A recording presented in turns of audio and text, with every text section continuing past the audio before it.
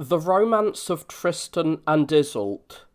My lords, if you would hear a high tale of love and of death, here is that of Tristan and Queen Iseult, how to their full joy, but to their sorrow also, they loved each other, and how at last they died of that love, together upon one day, she by him, and he by her. Long ago, when Mark was king over Cornwall, Rivalen, lord of Lyonesse, heard that Mark's enemies waged war on him, so he crossed the sea to bring him aid, and so faithfully did he serve him with counsel and sword, that Mark gave him his sister Blanchefleur, whom King Rivalen loved most marvellously. He wedded her in Tintagel Minster, but hardly was she wed when the news came to him that his old enemy Duke Morgan had fallen on Lyonesse, and was wasting town and field. Then Rivalen manned his ships in haste, and took Blanchefleur with him to his far land, but she was with child. He landed below his castle of Knole, and gave the queen in ward to his marshal Raholt, and after that set off to wage his war. Blanchefleur waited for him continually, but he did not come home, until she learnt upon a day that Duke Morgan had killed him in a foul ambush. She did not weep, she made no cry or lamentation, but her limbs failed her, and grew weak, and her soul was filled with a strong desire to be rid of the flesh, and though Raoult tried to soothe her, she would not hear. 3 days she awaited reunion with her lord, and on the 4th she brought forth a son, and taking him in her arms, she said, "Little son, I have longed a while to see you, and now I see you the fairest thing ever a woman bore. In sadness came I hither, in sadness did I bring forth, and in sadness has your first feast day gone. And as by sadness you came into the world, your name shall be called Tristan, that is, the child of sadness." After she had said these words, she kissed him, and immediately when she had kissed him, she died. Raoult, the keeper of faith, took the child, but already Duke Morgan's men besieged the castle of Knole all round about. There is a wise saying, "Foolhardy was never hardy," and he was compelled to yield to Duke Morgan at his mercy, but for fear that Morgan might slay Rivalen's heir, the marshal hid him among his own sons. When 7 years were past, and the time had come to take the child from the woman, Raoult put Tristan under a good master, the squire Gorvenal, and Gorvenal taught him in a few years the arts that go with baronry. He taught him the use of lance and sword and scutcheon and bow, and how to cast stone quoits, and to leap wide dykes also, and he taught him to hate every lie and felony, and to keep his given word, and he taught him the various kinds of song and harp playing, and the hunter's craft, and when the child rode among the young squires, you would have said that he and his horse and his armour were all one thing. To see him so noble and so proud, broad in the shoulders, loyal, strong and right, all men glorified Raoult in such a son. But Raoult, remembering Rivalen and Blanchefleur, of whose youth and grace all this was a resurrection, loved him indeed as a son, but in his heart revered him as his lord. Now all his joy was snatched from him on a day when certain merchants of Norway, having lured Tristan to their ship, bore him off as a rich prize, though Tristan fought hard, as a young wolf struggles, caught in a gin. But it is a truth well proved, and every sailor knows it, that the sea will hardly bear a felon ship, and gives no aid to rapine. The sea rose and cast a dark storm round the ship, and drove it 8 days and 8 nights at random, until the mariners caught through the mist a coast of awful cliffs and seaward rocks, whereon the sea would have drowned their hull to pieces. Then they did penance, knowing that the anger of the sea came of the lad, whom they had stolen in an evil hour, and they vowed his deliverance and got ready a boat to put him, if he may be, ashore. Then the wind and sea fell, and the sky shone, and as the Norway ship grew small in the offing, A quiet tide cast Tristan and the boat upon a beach of sand. Painfully he climbed the cliff and saw beyond a lonely rolling heath and a forest stretching out and endless. And he wept, remembering Gorvenal, his father, and the land of Lyonesse. Then the distant cry of a hunt, with horse and hound, came suddenly and lifted his heart, and a tall stag broke cover at the forest edge. The pack and the hunt streamed after it with a tumult of cries and winding horns, but just as the hounds were racing clustered at the haunch, the quarry turned to bay at a stone's throw from Tristan. A huntsman gave him the thrust, while all around the hunt had gathered and was winding the kill. But Tristan, seeing by the gesture of the huntsman that he made to cut the neck of the stag, cried out, "My lord, what would you do? Is it fitting to cut up so noble a beast like any farmyard hog? Is that the custom of this country?" And the huntsman answered, "Fair friend, what startles you? Why, yes, first I take off the head of a stag, and then I cut it into 4 quarters, and we carry it on our saddle bows to King Mark, our lord. So do we, and so since the days of the first huntsman have done the Cornish men. If, however, you know of some nobler custom, teach it to us. Take this knife, and we will learn it willingly." Then Tristan kneeled and skinned the stag before he cut it up, and quartered it all in order, leaving the crow bone all whole, as is meet, and putting aside at the end the head, the haunch, the tongue, and the great heart's vein. And the huntsman and the kennel hinds stood over him with delight, and the master huntsman said, "Friend, these are good ways. In what land learned you them? Tell us your country and your name." "Good lord, my name is Tristan, and I learnt these ways in my country of Lyonesse." "Tristan," said the master huntsman, "God reward the father that brought you up so nobly. Doubtless he is a baron, rich and strong." Now Tristan knew both speech and silence, and he answered, "No, lord, my father is a burgher. I left his home unbeknownst upon a ship that trafficked to a far place, for I wished to learn how men lived in foreign lands. But if you will accept me of the hunt, I will follow you gladly and teach you other crafts of venery. Fair Tristan, I marvel there should be a land where a burgher's son can know what a knight's son knows not elsewhere. But come with us, since you will it, and welcome, we will bring you to King Mark, our lord." Tristan completed his task. To the dogs he gave the heart, the head, offal, and ears, and he taught the hunt how the skinning and the ordering should be done. Then he thrust the pieces upon pikes, and gave them to this huntsman, and to that to carry, and to one the snout, to another the haunch, to another the flank, to another the chine, and he taught them how to ride by twos in rank, according to the dignity of the pieces each might bear.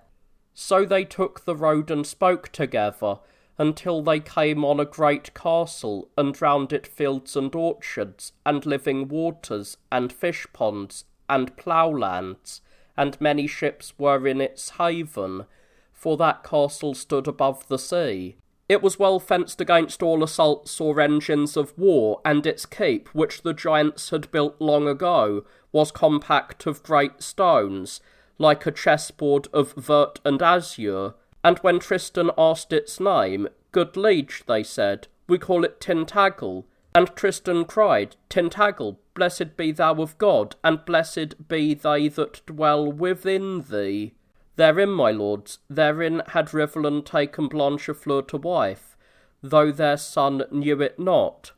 When they came before the keep, the horns brought the barons to the gates and King Mark himself. And when the master huntsman had told him all the story, and King Mark had marvelled at the good order of the cavalcade, and the cutting of the stag, and the high art of venery in all, yet most he wondered at the stranger boy, and still gazed at him, troubled and wondering, whence came his tenderness, and his heart would answer him nothing. But, my lords, it was blood that spoke, and the love he had long since borne his sister Blanchefleur. That evening, when the boards were cleared, a singer out of Wales, a master, came forward among the barons in hall and sang a harper's song, and as this harper touched the strings of his harp, Tristan, who sat at the king's feet, spoke thus to him, O master, that is the first of songs. The Bretons of old wove it once to chant the love of Greylant, and the melody is rare and rare are the words. Master, your voice is subtle, harp us that well. But when the Welshman had sung, he answered, Boy, what do you know of the craft of music? If the burghers of Lyonesse teach their sons the harp, play also. Take this harp, and show your skill. Then Tristan took the harp and sang so well that the barons softened as they heard, and King Mark marvelled at the harper from Lyonesse, whither so long ago Rivalen had taken Blanchefleur away.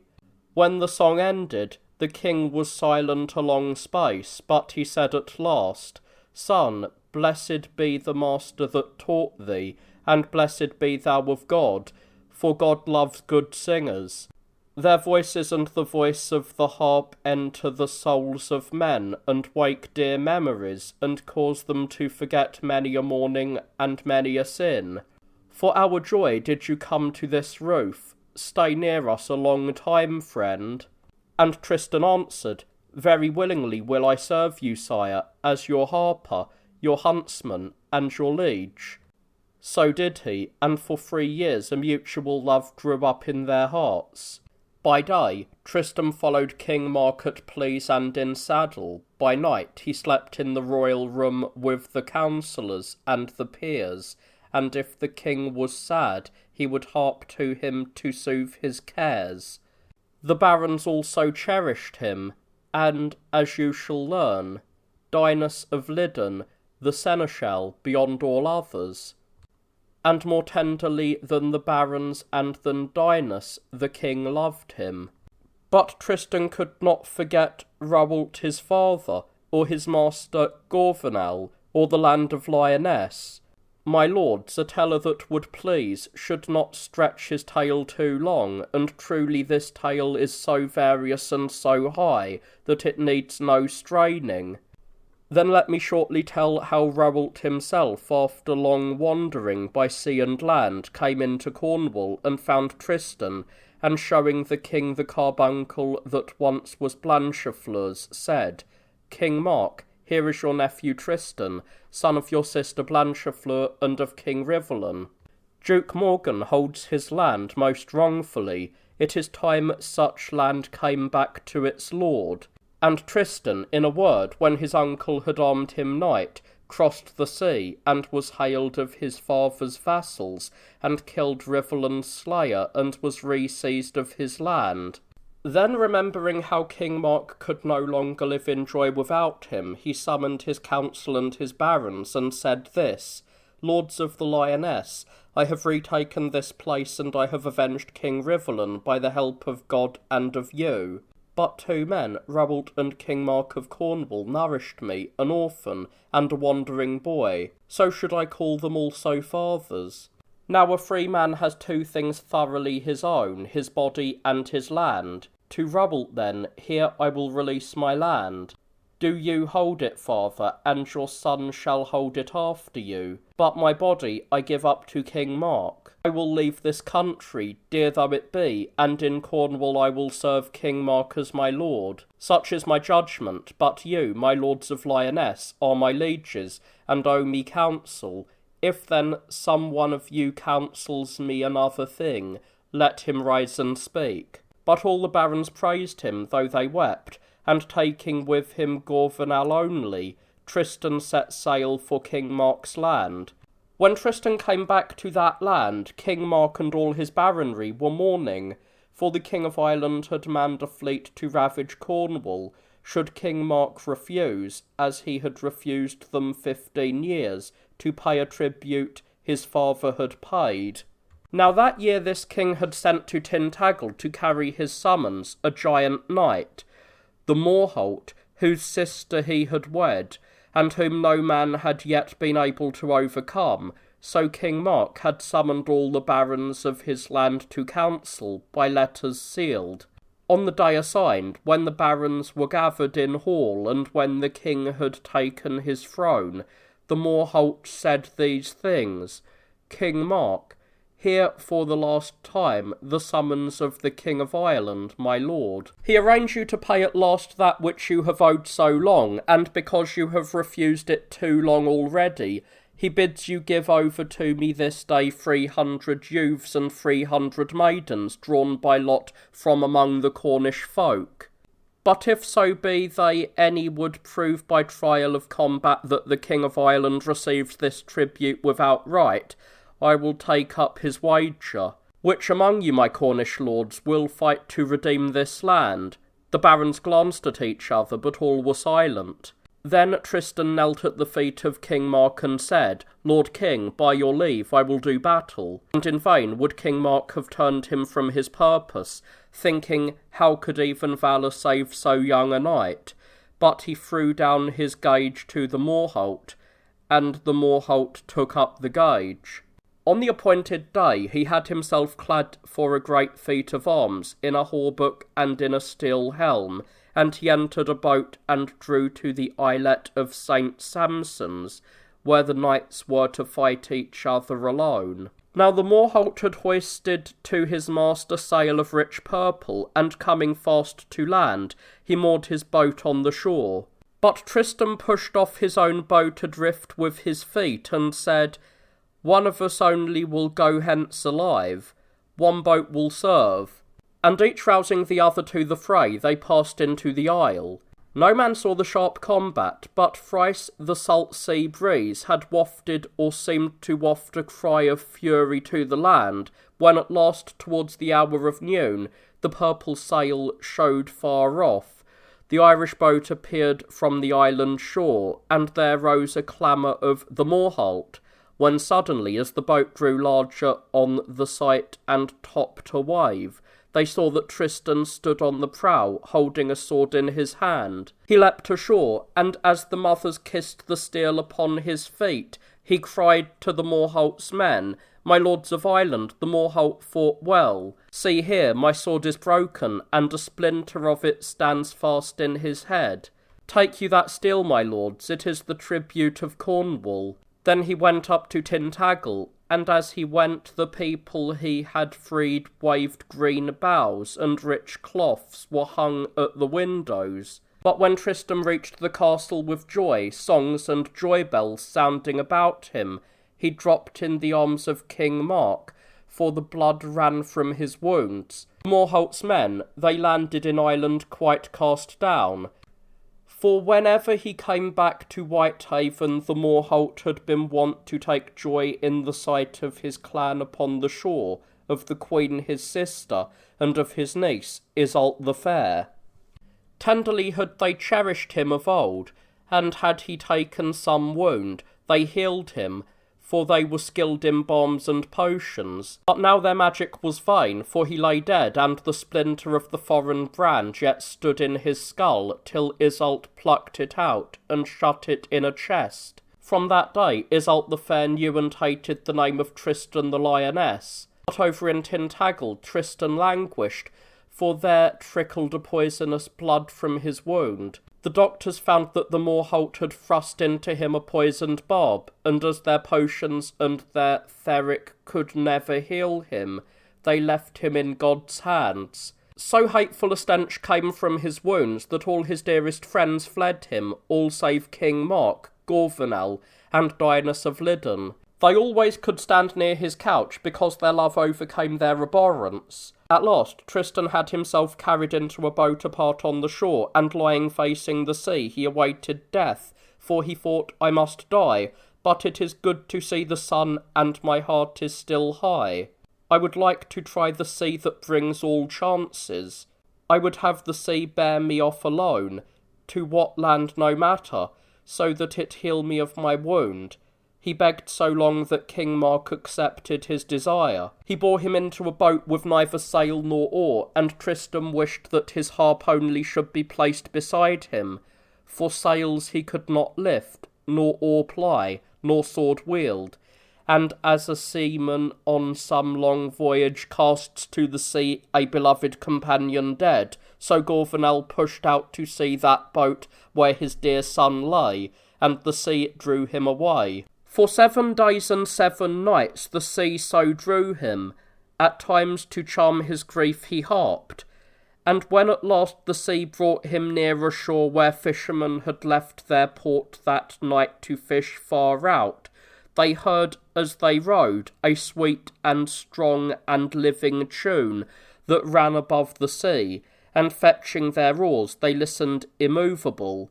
In the first whiteness of the dawn they saw the boat at large. She went at random, and nothing seemed to live in her except the voice of the harp. But as they neared, the air grew weaker and died, and when they hailed her, Tristan's hands had fallen lifeless on the strings, though they still trembled. Fishermen took him in and bore him back to port, to their lady, who was merciful and perhaps would heal him. It was that same port of Whitehaven where the Morholt lay, and their lady was Iseult the Fair. She alone, being skilled in philtries, could save Tristan, but she alone wished him dead. When Tristan knew himself again, for her art restored him, he knew himself to be in the land of peril. But he was yet strong to hold his own, and found good crafty words. He told a tale of how he was a seer that had taken passage on a merchant ship, and sailed to Spain to learn the art of reading all the stars, of how pirates had boarded the ship, and of how, though wounded, he had fled into that boat. He was believed, nor did any of the Morholt's men know his face again, so hardly had the poison used it. But when, after 40 days, Iseult of the golden hair had all but healed him, when already his limbs had recovered and the grace of youth returned, he knew that he must escape, and he fled, and after many dangers he came again before Mark the king. My lords, there were in the court of King Mark 4 barons the basest of men, who hated Tristan with a hard hate, for his greatness and for the tender love the king bore him. And well I know their names, Andret, Gwenelon, Gondoin, and Denelon. They knew that the king had intent to grow old childless, and to leave his land to Tristan, and their envy swelled, and by lies they angered the chief men of Cornwall against Tristan. They said, "There have been too many marvels in this man's life. It was marvel enough that he beat the Morholt, but by what sorcery did he try the sea alone at the point of death, and which of us, my lords, could voyage without mast or sail?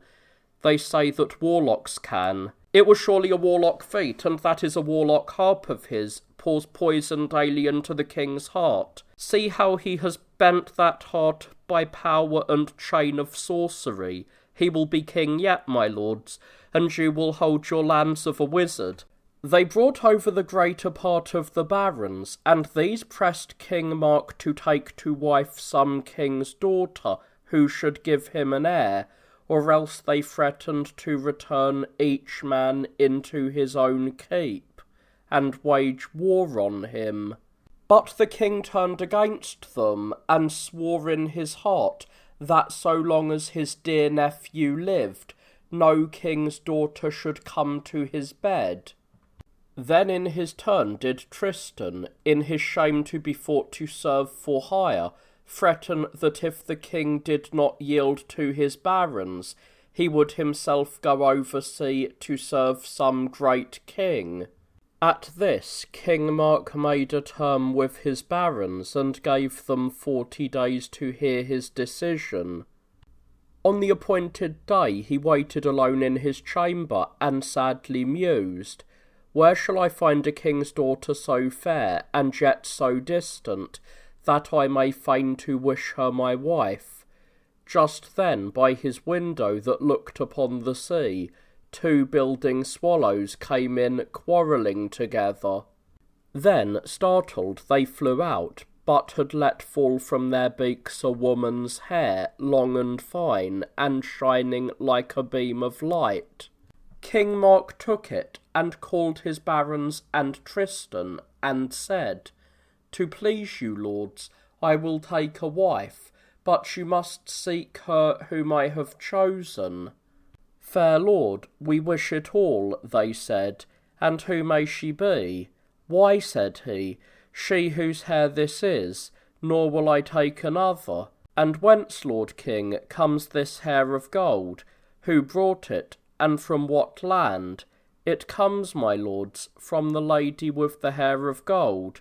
The swallows brought it to me. They know from what country it came." Then the barons saw themselves mocked and cheated, and they turned with sneers to Tristan, for they thought him to have counselled this trick. But Tristan, when he had looked on the hair of gold, remembered Iseult the fair, and smiled, and said this, "King Mark, can you not see that the doubts of these lords shame me? You have designed in vain. I will go and seek the lady with the hair of gold. The search is perilous. Nevertheless, my uncle, I would once more put my body and my life into peril for your sake. And that your barons may know I love you loyally, I take this oath, to die on the adventure, or to bring back to this castle of Tintagel the queen with that fair hair." He fitted out a great ship, and loaded it with corn and wine, with honey and all manner of good things.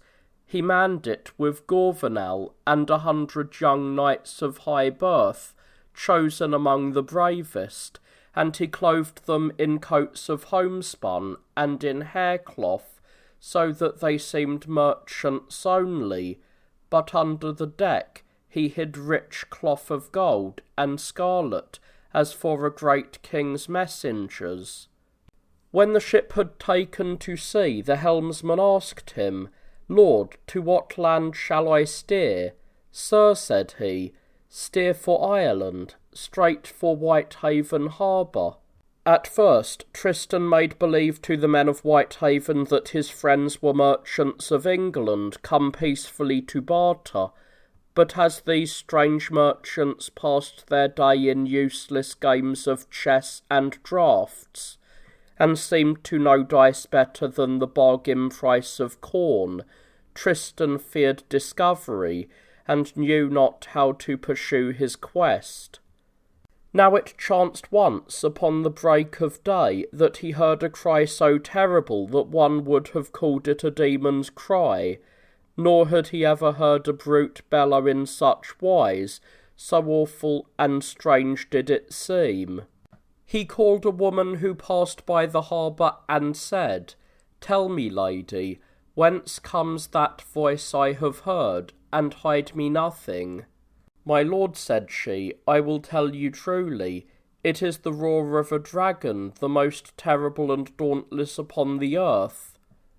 Daily it leaves its den, and stands at one of the gates of the city, nor can any one come out or go in, until a maiden has been given up to it, and when it has her in its claws, it devours her." "Lady," said Tristan, "make no mock of me, but tell me straight, can a man born of woman kill this thing?" "Fair sir, I cannot say," said she, "but this is sure.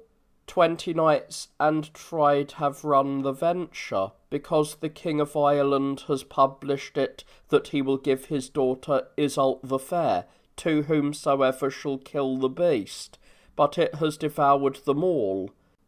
Tristan left the woman, and returning to his ship armed himself in secret. And it was a fine sight to see such a noble charger and so good a knight come out from such a merchant hull. But the haven was empty of folk, for the dawn had barely broken, and none saw him as he rode to the gate. And hardly had he passed it, when he met suddenly 5 men at a full gallop, flying towards the town. Tristan seized one by his hair as he passed, and dragged him over his mount's crupper, and held him fast. "God save you, my lord," said he, "and whence does the dragon come?" And when the other had shown him by what road, he let him go. As the monster neared, he showed the head of a bear and red eyes like coals of fire, and hairy tufted ears, lion's claws, a serpent's tail, and the body of a griffin. Tristan charged his horse at him so strongly that, though the horse's mane stood with fright, yet he drove at the dragon. His lance struck its scales and shivered. Then Tristan drew his sword and struck at the dragon's head, but he did not so much as cut the hide. The beast felt the blow. With its claws he dragged at the shield and broke it from the arm. Then, his breast unshielded, Tristan used the sword again, and struck so strongly that the air rang all around about, but in vain, for he could not wound, and meanwhile the dragon vomited from his nostrils 2 streams of loathsome flames, and Tristan's helm blackened like a cinder, and his horse stumbled and fell down and died. But Tristan, standing on his feet, thrust his sword right into the beast's jaws, and split its heart in 2. Then he cut out the tongue, and put it into his hose. But as the poison came against his flesh, the hero fainted, and fell in the high grass that bordered the marsh all around. Now the man he had stopped in flight was the Seneschal of Ireland, and he desired Iseult the Fair, and though he was a coward, he had dared so far as to return with his companions secretly, and he found the dragon dead. So he cut off its head, and bore it to the king, and claimed the great reward. The king could hardly credit his prowess, yet wished justice done, and summoned his vassals to court, such that there, before the baron reassembled, the seneschal should furnish proof of his victory won. When Iseult the Fair learned that she was to be given to this coward, first she laughed long, but then she wailed. But on the morrow, doubting some trick, she took with her Perinis her squire, and Brannigan her maid, and all 3 rode unbeknownst towards the dragon's lair, and Iseult saw such a trail on the road as made her wonder, for the hoofs that made it had never been shod in her land. Then she came on the dragon, headless, and a dead horse beside him, nor was the horse harnessed in the fashion of Ireland. Some foreign man had slain the beast, but they knew not whether he still lived or no. They sought him long, Iseult and Perinis and Brannigan together, until at last Brannigan saw the helmet glittering in the marshy grass, and Tristan still breathed. Perinis put him on his horse and bore him secretly to the women's rooms. There Iseult told her mother the tale, and left the hero with her, and as the queen unharnessed him, the dragon's tongue fell from his boot of steel. Then the Queen of Ireland revived him by the virtue of a herb, and said, Stranger, I know you for the true slayer of the dragon, but our seneschal, a felon, cut off its head, and claims my daughter Iseult for his wage. Will you be ready 2 days hence to give him the lie in battle? Queen, said he, the time is short, but you, I think, can cure me in 2 days. Upon the dragon I conquered, Iseult, and on the seneschal perhaps I shall reconquer her. Then the queen brewed him strong brews, and on the morrow Iseult the Fair got him ready a bath, and anointed him with a balm her mother had conjured, and as he looked at her he thought, So I have found the queen of the hair of gold, and he smiled as he thought it. But Iseult, noting it, thought, Why does he smile, or what have I neglected of the things due to a guest? He smiles mockingly, thinking I have forgotten to burnish his armour. She went and drew the sword from its rich sheath, but when she saw the splinter gone, and the gap in the edge, she thought of the Moorholt's head. She balanced a moment in doubt. Then she went to where she kept the steel she had found in the skull, and put it into the sword, and it fitted so that the join was hardly seen. Then she ran to where Tristan lay wounded, and with the sword above him she cried, You are that Tristan of the Lioness who killed the Morholt, my mother's brother, and now you shall die in your turn." Tristan strained to ward the blow, but he was too weak. His wit, however, stood firm in spite of evil, and he said, "So be it, let me die, but to save yourself long memories, listen a while. King's daughter, my life is not only in your power, but is yours of right. My life is yours because you have twice returned it me. Once, long ago, for I was the wounded harper whom you healed of the poison of the Morholt shaft. Nor repent the healing. Were not those wounds had in fair fight? Did I kill the Morholt by treason? Had he not defied me, and was I not held to the defence of my body? And now this second time also you have saved me. It was for you I fought that beast. But let us leave these things. I would but show you how my life is your own.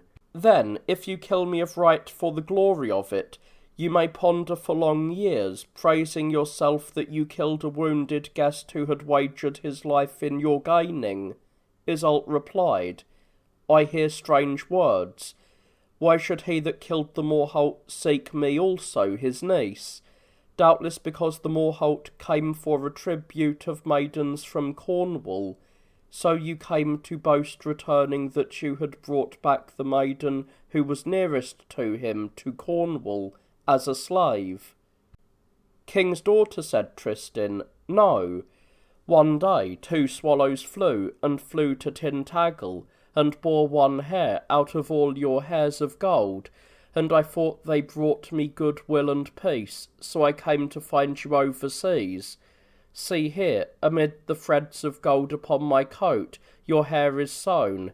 The threads are tarnished, but your bright hair still shines." Iseult put down the sword, and taking up the coat of arms, she saw upon it the hair of gold, and was silent for a long space, until she kissed him on the lips to prove peace, and she put rich garments over him.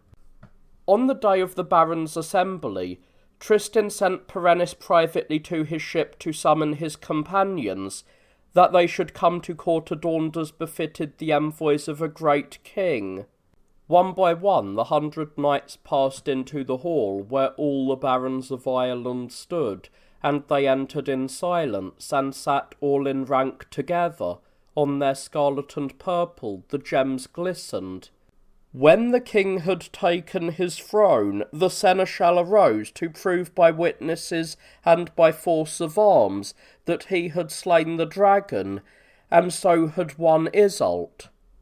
Then Iseult bowed to her father and said, "King, I have here a man who challenges your seneschal for lies and for felony. Promise that you will pardon this man all his past deeds, who stands to prove that he and none other has slain the dragon, and grant him forgiveness and your peace." The king said, "I grant it." But Iseult said, "Father, first give me the kiss of peace and forgiveness, as a sign that you will give him the same." Then she found Tristan and led him before the baronry. And as he came, the 100 knights rose all together and crossed their arms upon their breasts and bowed, so the Irish knew that he was their lord. But among the Irish many knew him again and cried, "Tristan of Lioness that slew the Morholt." They drew their swords and clamoured for his death. But Iseult cried, "King, kiss this man upon the lips, as your oath was." And the king kissed him, and the clamour died. Then Tristan showed the dragon's tongue, and offered the seneschal battle, but the seneschal looked at his face, and dared not. Then Tristan said, "My lords, you have said it, and it is the truth. I killed the Morholt. But I crossed the sea to offer you a good blood fine, to ransom that deed, and get me quit of it. I put my body in peril of death, and rid you of the beast, and have so conquered Iseult the Fair, and having conquered her, I will bear her away on my ship. But that these lands of Cornwall and Ireland may know no more hatred, but love only, learn that King Mark, my lord, will marry her. Here stands 100 knights of high name, who will all swear with an oath upon the relics of the holy saints, that King Mark sends you by their embassy an offer of peace and of brotherhood and of goodwill, and that he would by your courtesy hold Iseult as his honoured wife, and that he would have all the men of Cornwall serve her as their queen. When the lords of Ireland heard this, they acclaimed it, and the king also was content. Then, since the treaty and alliance was to be made, the king her father took Iseult by the hand and asked of Tristan that he should take an oath, to wit that he would lead her loyally to his lord, and Tristan took that oath and swore it before the knights and the baronry of Ireland assembled. Then the king put Iseult's right hand into Tristan's right hand, and Tristan held it for a space, in token of seisin for the king of Cornwall. So for the love of King Mark did Tristan conquer the Queen of the Hair of Gold. When the day of Iseult's livery to the lords of Cornwall drew near, her mother gathered herbs and flowers and roots, and steeped them in wine, and brewed them into a potion of might, and having done so, said apart to Brannigan, "Child, it is yours to go with Iseult to King Mark's country, for you love her with a faithful love. Take then this pitcher, and remember well my words. Hide it so that no eye shall see, nor no lip go near it. But when the wedding night has come, and that moment in which the wedded are left alone, pour this essenced wine into a cup, and offer it to King Mark, and to Iseult his queen. Oh, take all care, my child, that they alone shall taste this brew, for this is its power. They who drink of it together love each other with their every single sense, and with their every thought, forever, in life and in death." And Brannigan promised the queen that she would do her bidding. On the bark that bore her to Tintagel, Iseult the Fair was weeping as she remembered her own land, and mourning swelled her heart, and she said, "Who am I that I should leave you to follow unknown men, my mother and my land? Accursed be the sea that bears me, for rather would I lie dead on the earth, where I was born, than live out there beyond." One day when the wind had fallen and the sails hung slack, Tristan dropped anchor by an island, and the 100 knights of Cornwall and the sailors, weary of the sea, landed all. Iseult alone remained aboard, and a little serving maid, when Tristan came near the queen to calm her sorrow. The sun was hot above them, and they were athirst, and, as they called, the little maid looked about for a drink for them, and found that pitcher which the mother of Iseult had given to Brannigan's keeping. And when she came on it, the child cried, "I have found you wine." Now she had found not wine, but passion and joy most sharp, and anguish without end, and death. The queen drank deep of the draught and gave it to Tristan, and he drank also long and emptied it all. Brannigan came in upon them. She saw them gazing at each other in silence as though ravished and apart. She saw before them the pitcher standing there. She snatched it up and cast it into the shuddering sea, and cried aloud, "Cursed be the day I was born, and cursed the day that first I trod this deck. Iseult, my friend, and Tristan, you have drunk death together." And once more the bark ran free for Tintagel.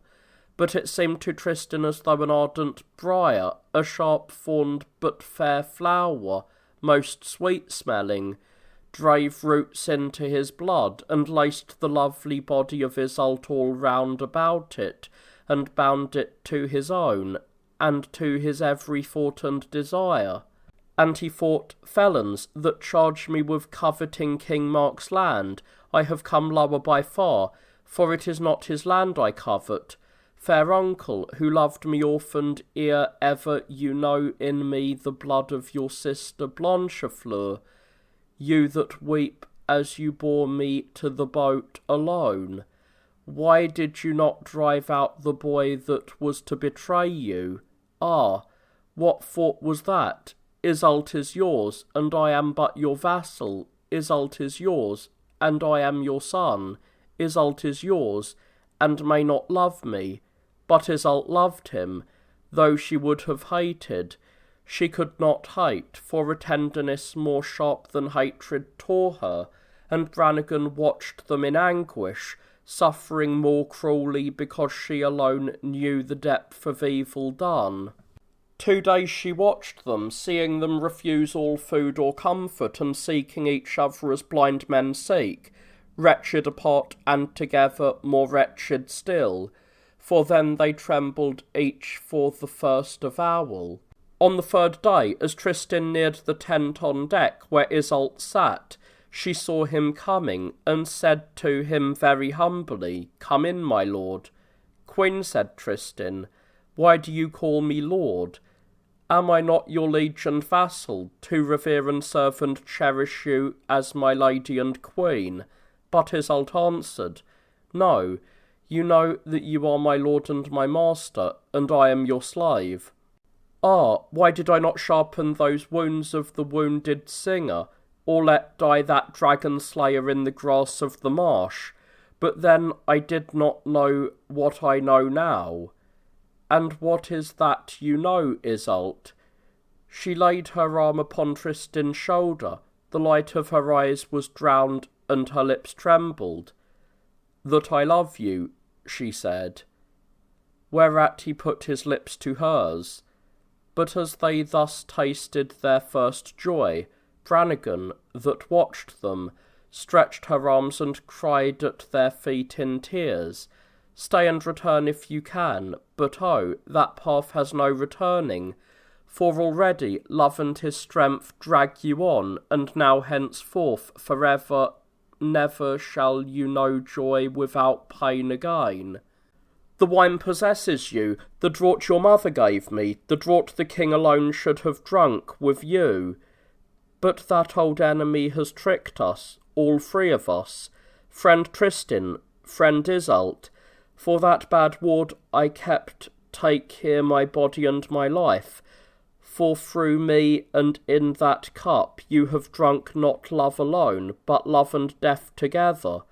The lovers held each other, life and desire trembled through their youth, and Tristan said, "Well then, welcome death." And as evening fell upon the bark that heeled and ran to King Mark's land, they gave themselves up utterly to love. As King Mark came down to greet Iseult upon the shore, Tristan took her hand and led her to King Mark, and the king took seisin of her, taking her hand. He led her in great pomp to his castle of Tintagel, and as she came in hall amid the vassals her beauty shone, so that the walls were lit as they are lit at dawn.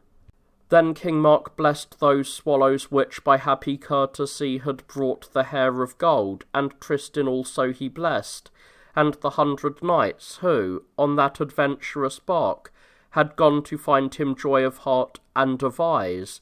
Yet to him also that ship was to bring sting, torment, and mourning. And on the 18th day, having called his baronry together, he took Iseult to be his wife. But on the wedding night, to save her friend, Brannigan took her place in the darkness, for her remorse demanded even this from her, nor was the trick discovered. Then Iseult lived as a queen, but lived in sadness. She had King Mark's tenderness and the baron's honour. The people also loved her. She passed her days amid the frescoes on the walls and floors, all strewn with flowers.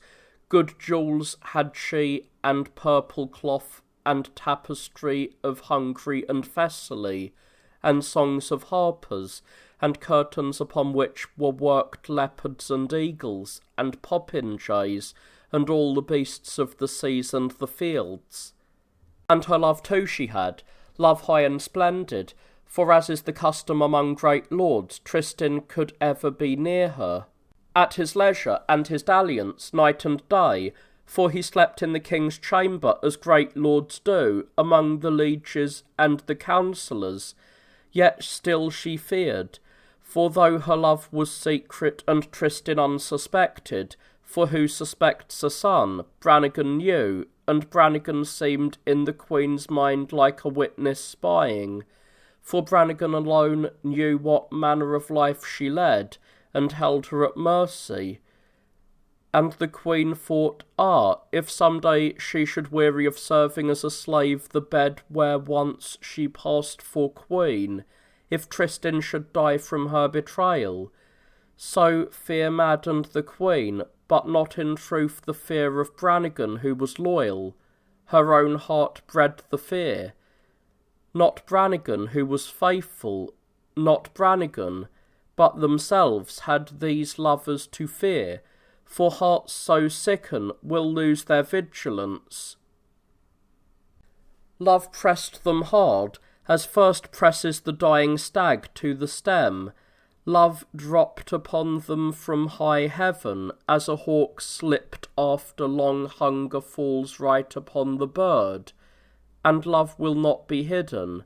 Brannigan indeed by her prudence saved them well, nor ever were the Queen and her lover unguarded, but in every hour and place every man could see love tremble, that rode them, and could see in these lovers their every sense overflowing, like new wine working in the vat. The four felons at court who had hated Tristan of old for his prowess watched the Queen. They had guessed that great love, but they burned with envy and hatred and now a kind of evil joy.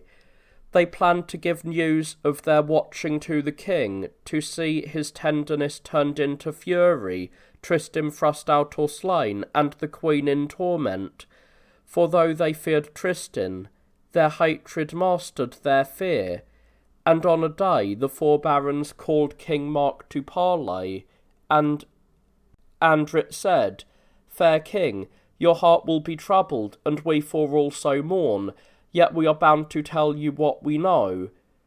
You have placed your trust in Tristan, and Tristan would shame you. In vain we warned you. For the love of one man you have mocked ties of blood and all your baronry. Learn then that Tristan loves the Queen. It is a proven truth, and many a word is passing on it now. The royal king shrank and answered, Coward, what thought was that? Indeed, I have placed my trust in Tristan. And rightly so, for on the day when the Moorholt offered combat to you all, you hung your heads and were dumb, and you trembled before him. But Tristan dared him for the honour of this land, and took mortal wounds. Therefore do you hate him, and therefore do I cherish him beyond thee, Andret, and beyond any other. But what then have you seen or heard or known? Naught, lord, save what your eyes could see or your eyes hear. Look you and listen, sire, if there is yet time. And they left him to taste the poison of their tongues. Then King Mark watched the Queen and Tristan, but Brannigan, noting it, warned them both, and the king watched in vain, so that, soon wearying of an ignoble task, but knowing, alas, that he could not kill his uneasy thought, he sent for Tristan and said, Tristan, leave this castle, and having left it, remain apart and do not think to return to it, and do not repass its moat or boundaries. Felons have charged you with an awful treason, but ask me nothing. I could not speak their words without shame to us both. And for your part seek you no word to appease. I have not believed them, had I done so. But their evil words have troubled all my soul, and only by your absence can my disquiet be soothed. Go, doubtless I will soon recall you. Go, my son, you are still dear to me. When the felons heard the news, they said among themselves, He is gone, the wizard, he is driven out. Surely he will cross the sea on far adventures to carry his traitor service to some distant king. But Tristan had not strength to depart altogether, and when he had crossed moats and boundaries of the castle, he knew he could go no further. He stayed in Tintagel town and lodged with Gorvenal in a burgess house, and languished, more wounded than when in that past day the shaft of the Moorholt had tainted his body. In the close towers of the castle Iseult the fair drooped also, but more wretchedly still, for it was hers all day long to feign laughter, and all night long to conquer fever and despair. And all night, as she lay by King Mark's side, fever still kept her waking, and she stared at darkness. She longed to fly to Tristan, and she dreamt dreams of running to the gates, and of finding their sharp scythes, traps of the felons, that cut her tender knees, and she dreamt of weakness and falling, and that her wounds had left her blood upon the ground. Now these lovers would have died, but Brannigan succoured them. At peril of her life, she found the house where Tristan lay. There Gorvenal opened to her very gladly, knowing what salvation she could bring. So she found Tristan, and to save the lovers she taught him a device, nor was ever known a more subtle ruse of love. Behind the castle of Tintagel was an orchard fenced around and wide, and all closed in with stout and pointed stakes, and numberless trees were there, and fruit on them, and birds clustered of sweet grapes. And furthest from the castle, by the stakes of the palisade, was a tall pine tree, straight and with heavy branches spreading from its trunk. At its root a living spring welled calm into a malleable round, then ran between two borders, winding throughout the orchard and so on, until it flowered at last within the castle, and through the women's rooms. And every evening, by Brannigan's counsel, Tristan cut him twigs and bark, leapt the sharp stakes, and, having come beneath the pine, threw them into the clear spring. They floated light as foam down the stream to the women's rooms, and Iseult watched for their coming, and on those evenings she would wander out in the orchard and find her friend. Livened in fear would she come, watching at every step for what might lurk in the trees, observing foes or the felons whom she knew, until she spied Tristan, and the night and the branches of the pine protected them. And so she said one night, "O Tristan, I have heard that the castle is fairy, and that twice a year it vanishes away. So is it vanished now, and this is that enchanted orchard of which the harpers sing." And as she said it, the sentinels bugled dawn. Iseult had refound her joy. Mark's fortavillers grew faint, but the felons felt or knew which way lay truth, and they guessed that Tristan had met the queen. Until at last Duke Andret, whom God shames, said to his peers, "My lords, let us take counsel of Frocklin the dwarf, for he knows the 7 arts and magic and every kind of charm. He will teach us, if he will, the wiles of Iseult the fair."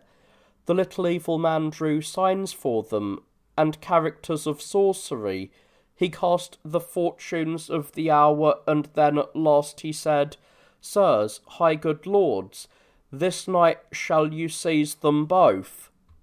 Then they led the little wizard to the king, and he said, "Sire, bid your huntsmen leash the hounds and saddle the horses. Proclaim a 7 days' hunt in the forest, and 7 nights abroad therein, and hang me high if you do not hear this night what converse Tristan holds." And so the king unwillingly did this. And at fall of night he left the hunt, taking the dwarf in pillion, and entered the orchard, and the dwarf took him to the tall pine tree, saying, "Fair king, climb into those branches, and take with you your arrows and your bow, for you may need them, and bide you still." That night the moon shone clear.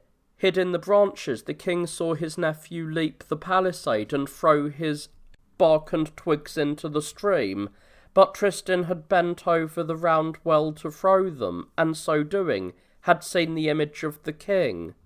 He could not stop the branches as they floated away, and there, yonder, in the women's rooms, Iseult was watching and would come. She came, and Tristan watched her motionless. Above him in the tree he heard the click of the arrow where it fits the string. She came, but with more prudence than her wont, thinking, "What has passed, that Tristan did not come to meet me? He has seen some foe." Suddenly, by the clear moonshine, she also saw the king's shadow. She showed the wit of women well, she did not lift her eyes. "Lord God," she said, low down, "grant I may be the first to speak." "Tristan," she said, "what have you dared to do, calling me hither at such an hour? Often have you called me, to beseech you said, and queen though I am, I know you won me that title, and so I have come." "What would you?" "Queen, I would have you pray the king for me." She was in tears and trembling, but Tristan praised God the Lord, who had shown his friend her peril. "Queen," he went on, "often and in vain have I summoned you, never would you come. Take pity, the king hates me, and I know not why. Perhaps you know the cause, and can charm his anger. For whom can he trust if not you, chaste queen and courteous Iseult? Truly, Lord Tristan, you do not know he doubts us both, and I, to add to my shame, must acquaint you of it.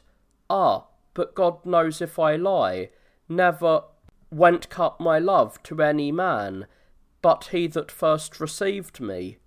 And would you have me, at such a time, implore your pardon of the king? Why, did he know of my passage here tonight, he would cast my ashes to the wind. My body trembles and I am afraid. I go, for I have waited too long." In the branches the king smiled and had pity, and as Iseult fled, "Queen," said Tristan, "in the Lord's name, help me for charity." "Friend," she replied, "God aid you. The king wrongs you, but the Lord God will be with you in whatever land you go." So she went back to the women's quarters and told it to Brannigan, who cried, "Iseult, God has worked a miracle for you, for he is compassionate and will not hurt the innocent in heart." And when he had left the orchard, the king said, smiling, "Fair nephew, that ride you planned is now over."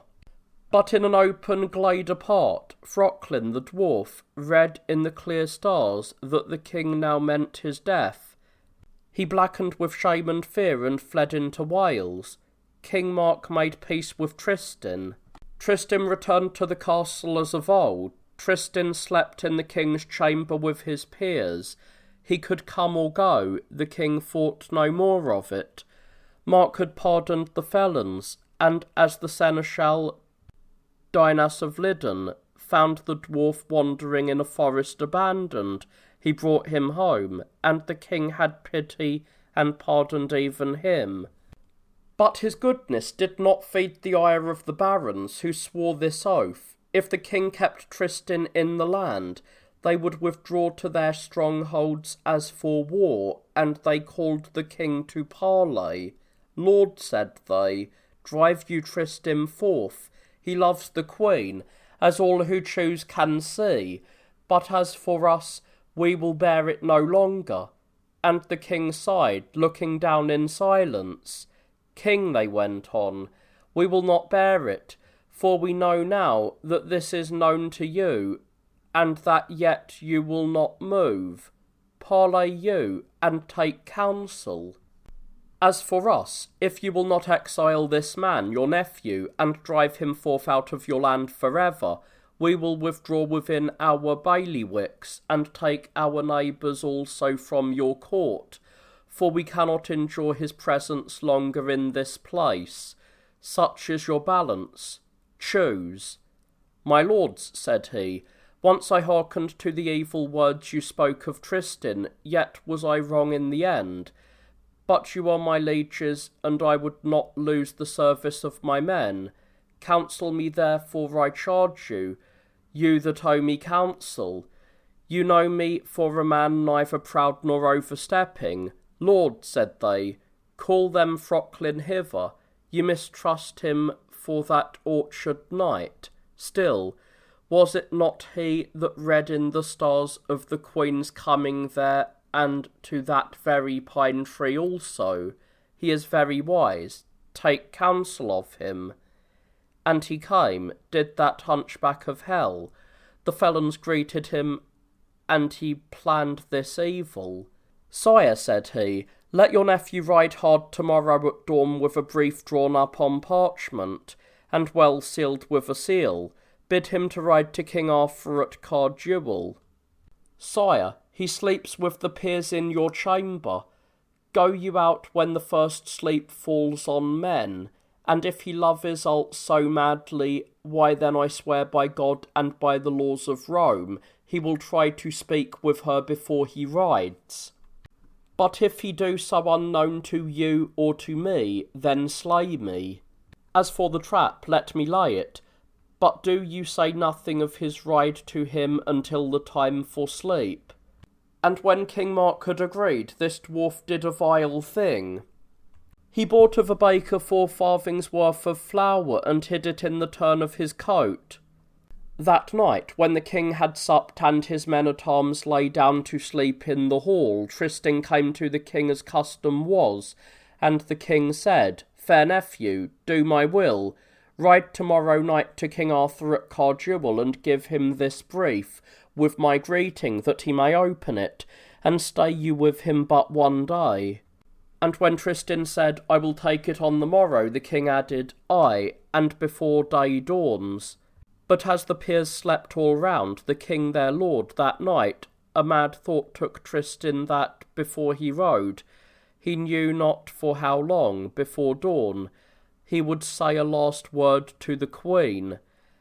And there was a spear length in the darkness between them. Now the dwarf slept with the rest in the king's chamber, and when he thought that all slept, he rose and scattered the floor silently in the spear length that lay between Tristan and the Queen. But Tristan watched and saw him, and said to himself, It is to mark my footsteps, but there shall be no marks to show. At midnight, when all was dark in the room, no candle nor any lamp glimmering, the king went out silently by the door, and with him the dwarf.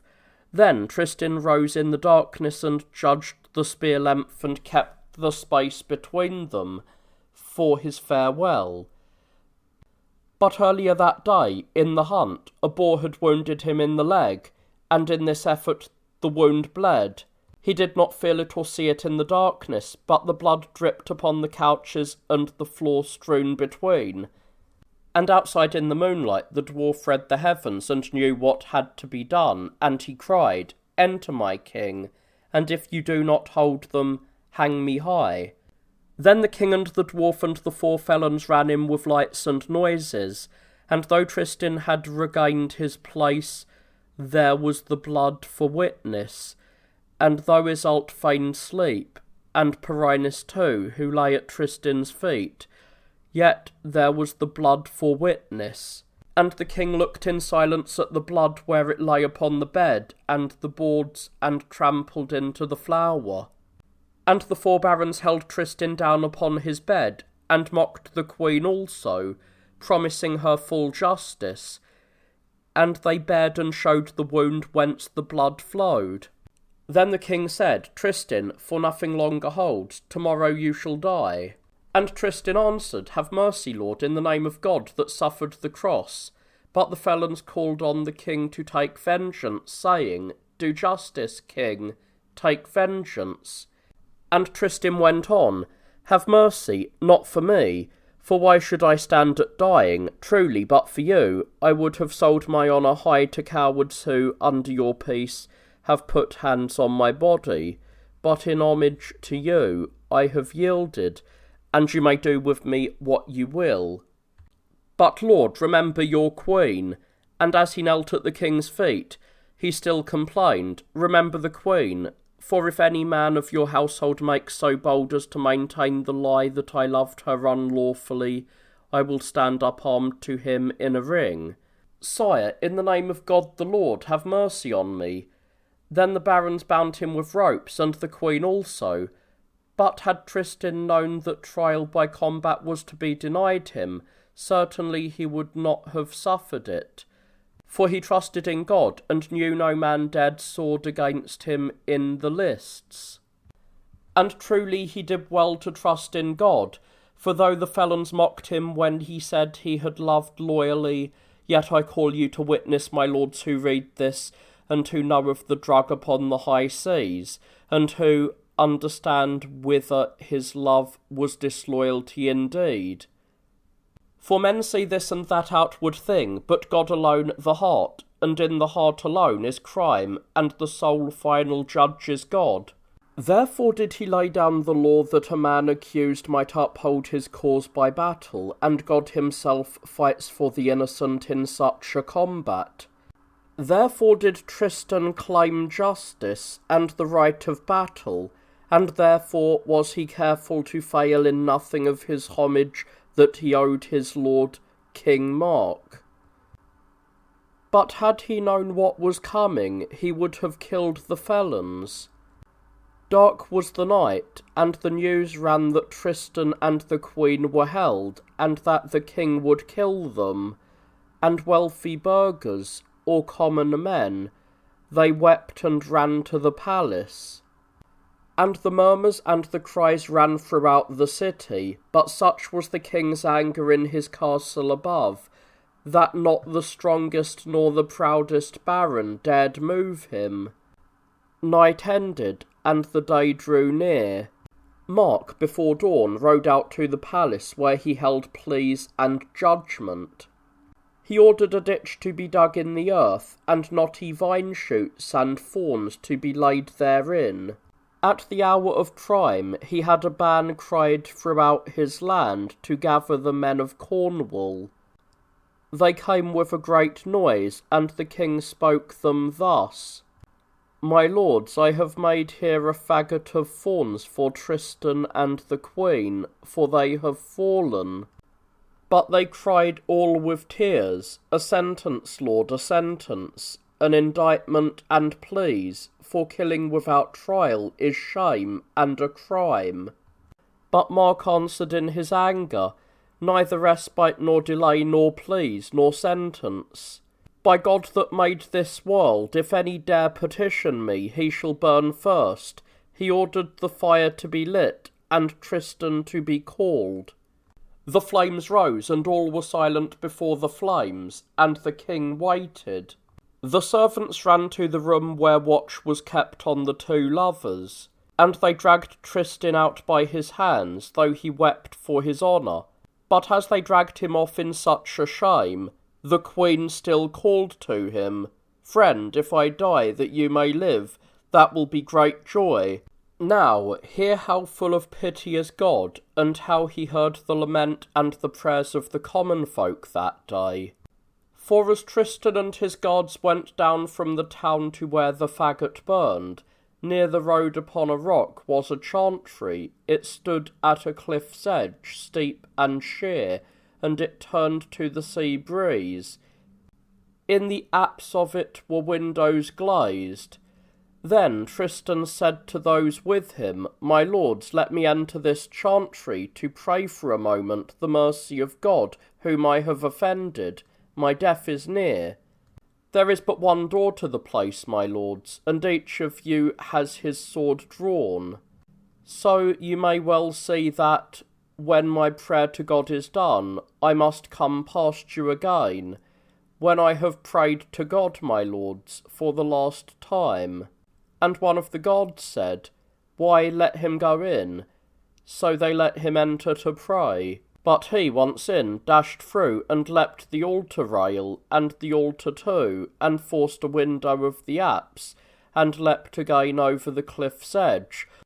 So might he die, but not of that shameful death before the people. Now learn, my lords, how generous was God to him that day. The wind took Tristan's cloak, and he fell upon a smooth rock at the cliff's foot, which to this day the men of Cornwall call Tristan's Leap. His guards still waited for him at the chantry door, but vainly, for God was now his guard. And he ran, and the fine sand crunched under his feet, and far off he saw the faggot burning, and the smoke and the crackling flames, and he fled. Sword grit and bridle loose, Gorneval had fled the city, lest the king burn him in his master's place, and he found Tristan on the shore. Master, said Tristan, God has saved me, but oh, master, to what end?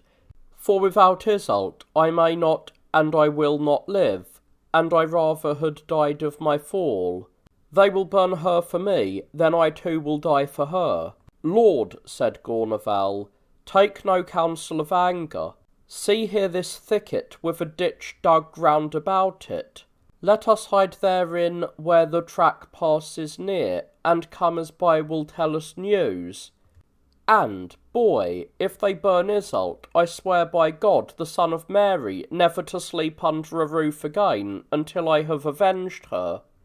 There was a poor man of the common folk that had seen Tristan's fall, and had seen him stumble and rise after, and he crept to Tintagel and to Iseult, where she was bound, and said, Queen, weep no more, your friend has fled safely.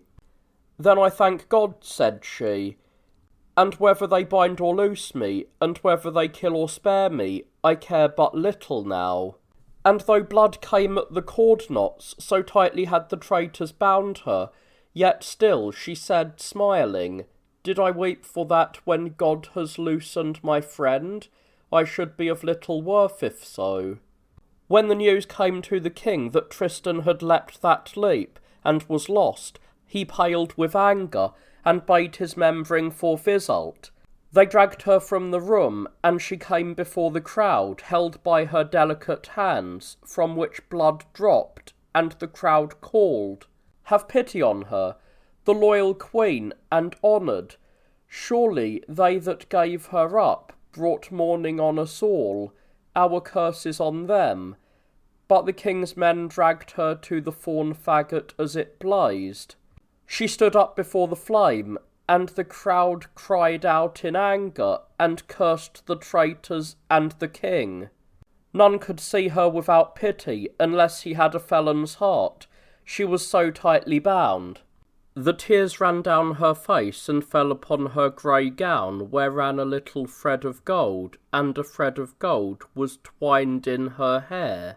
Just then there had come up 100 lepers of the king's, deformed and broken, white horribly, and limping on their crutches. And they drew near the flame, and being evil, loved the sight. And their chief, Ivan, the ugliest of them all, cried to the king in a quavering voice, O king, you would burn this woman in that flame, and it is sound justice, but too swift, for very soon the fire will fail, and her ashes will very soon be scattered by the high wind, and her agony be done. Throw her rather to your lepers, where she may drag out a life, for ever asking for death. And the king answered, Yes, let her live that life, for it is better justice, and more terrible. I can love those that gave me such a thought. And the lepers answered, Throw her amongst us, and make her one of us. Never shall lady have known a worse end. And look, they said, at our rags and our abominations. She has had pleasure in rich stuffs and furs, jewels and walls of marble, honour, good wines and joy. But when she sees your lepers always, king, and only them forever, their couches and their huts, then indeed will she know the wrong she has done, and bitterly desire even that great flame of thorns. And as the king heard them, he stood a long time without moving. Then he ran to the queen and seized her by the hand, and she cried, Burn me, rather burn me. But the king gave her up, and Ivan took her, and the 100 lepers pressed around, and to hear her cries all the crowd rose in pity. But Ivan had an evil gladness, and as he went he dragged her out of the borough bounds with his hideous company. Now they took the road where Tristan lay in hiding, and Gorvenal said to him, Son, here is your friend. Will you do naught? Then Tristan mounted the horse and spurred it out of the bush and cried, Ivan, you have been at the Queen's side a moment, and that too long. Now leave her if you want to live. But Ivan threw his cloak away and shouted, Your clubs, comrades, and your staves, crutches in the air, for a fight is on. Then it was fine to see the lepers throwing their capes aside and stirring their sick legs and brandishing their crutches, some threatening, groaning all, but to strike them Tristan was too noble. There are singers who sing that Tristan killed Ivan, but this is a lie. Too much a knight was he to kill such a thing. Gorvenal indeed, snatching up an oak sapling, crushed it on Ivan's head until his blood ran down to his misshapen feet. Then Tristan took the Queen. Henceforth near him she felt no further evil. He cut the cords that bound her arms so strongly, and he left the plains so that they plunged into the woods of Morois, and there in the thick woods Tristan was as sure as in a castle keep. And as the sun fell, they halted all three at the foot of a little hill. Fear had wearied the Queen, and she leant her hand upon his body, and slept. But in the morning Gorvenal stole from a woodman his bow, and 2 good arrows, plumed and barbed, and gave them to Tristan, the great archer, and he shot a fawn and killed it. Then Gorvenal gathered dry twigs, struck flint, and lit a great fire to cook the venison. And Tristan cut him branches and made a hut, and garnished it with leaves. And Iseult slept upon the thick leaves there. So in the depths of the wild wood began for the lovers that savage life which yet they loved very soon. They wandered in the depths of the wild wood, restless and in haste, like beasts that are hunted, nor did they often dare to return by night to the shelter of yesterday. They ate but the flesh of wild animals. Their faces sank and grew white, their clothes ragged, for the briars tore them. They loved each other, and they did not know what they suffered.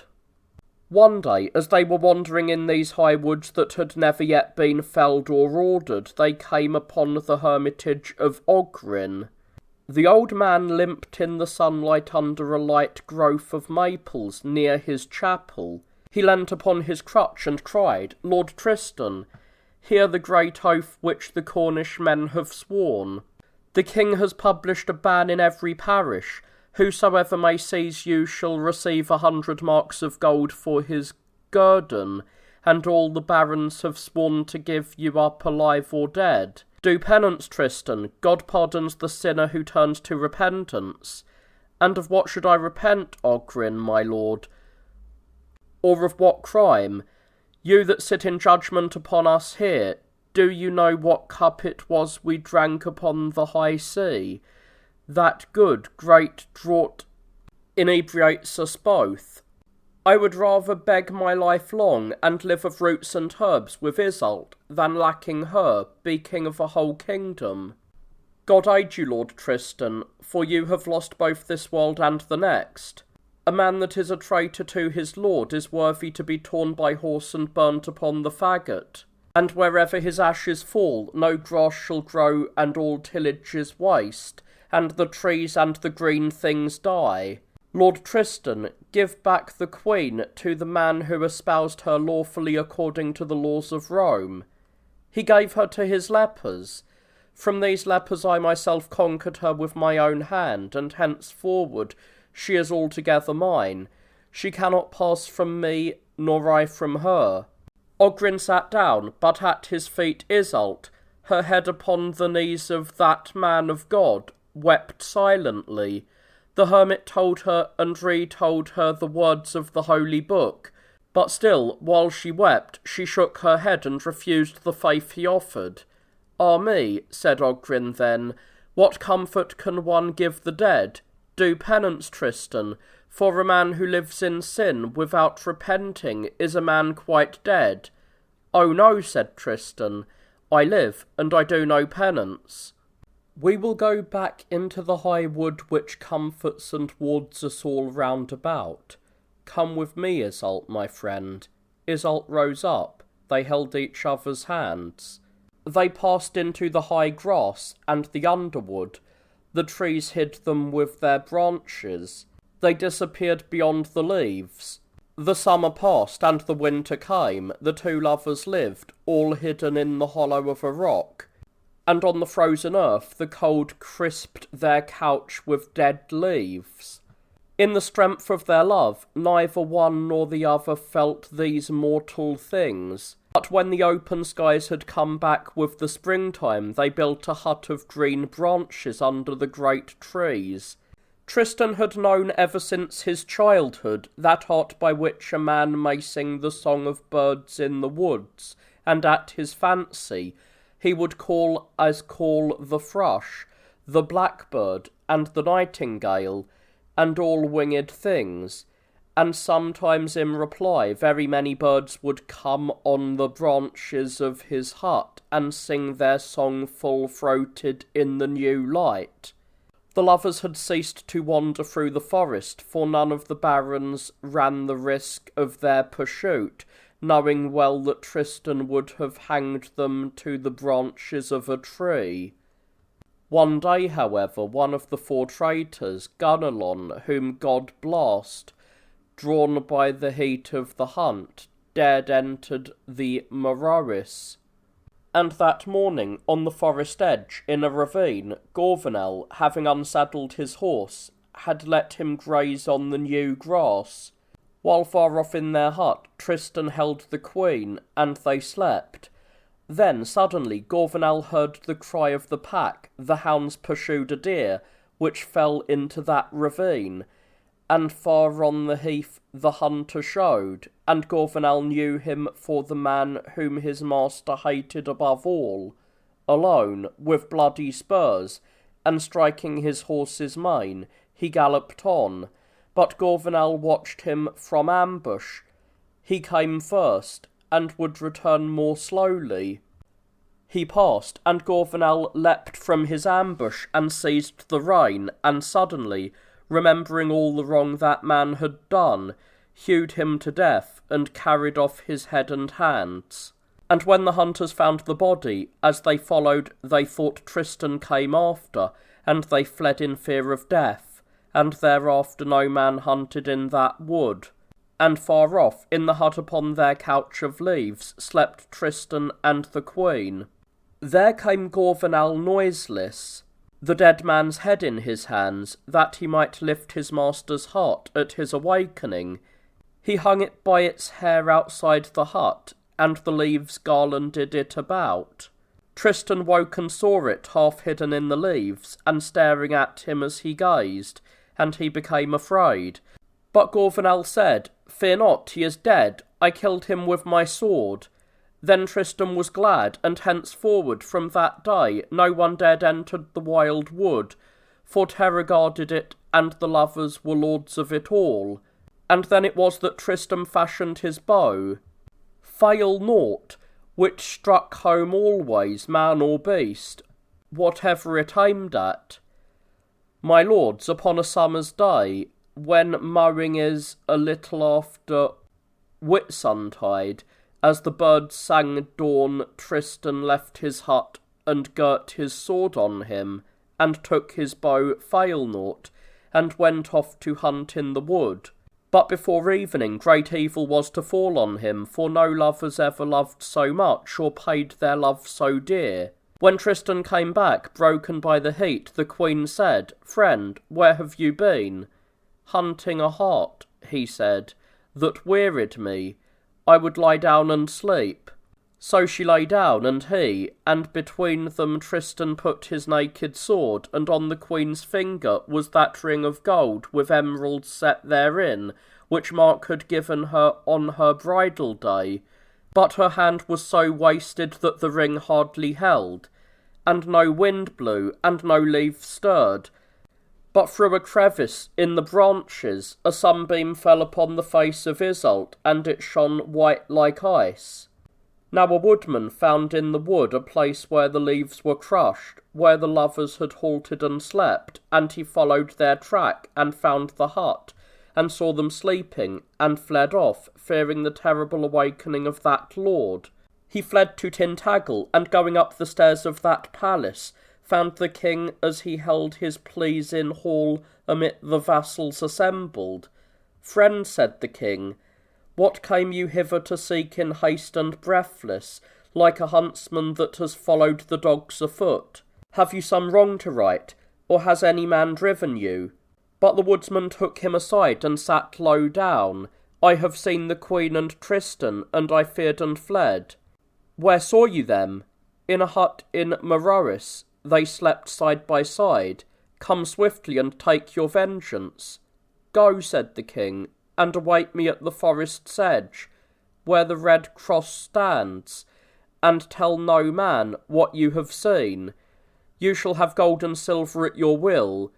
The king had saddled his horse, and girt his sword, and left the city alone, and as he rode, alone, he minded him of the night, when he had seen Tristan under the great pine tree, and Iseult with her clear face, and he thought, "If I find them, I will avenge this awful wrong."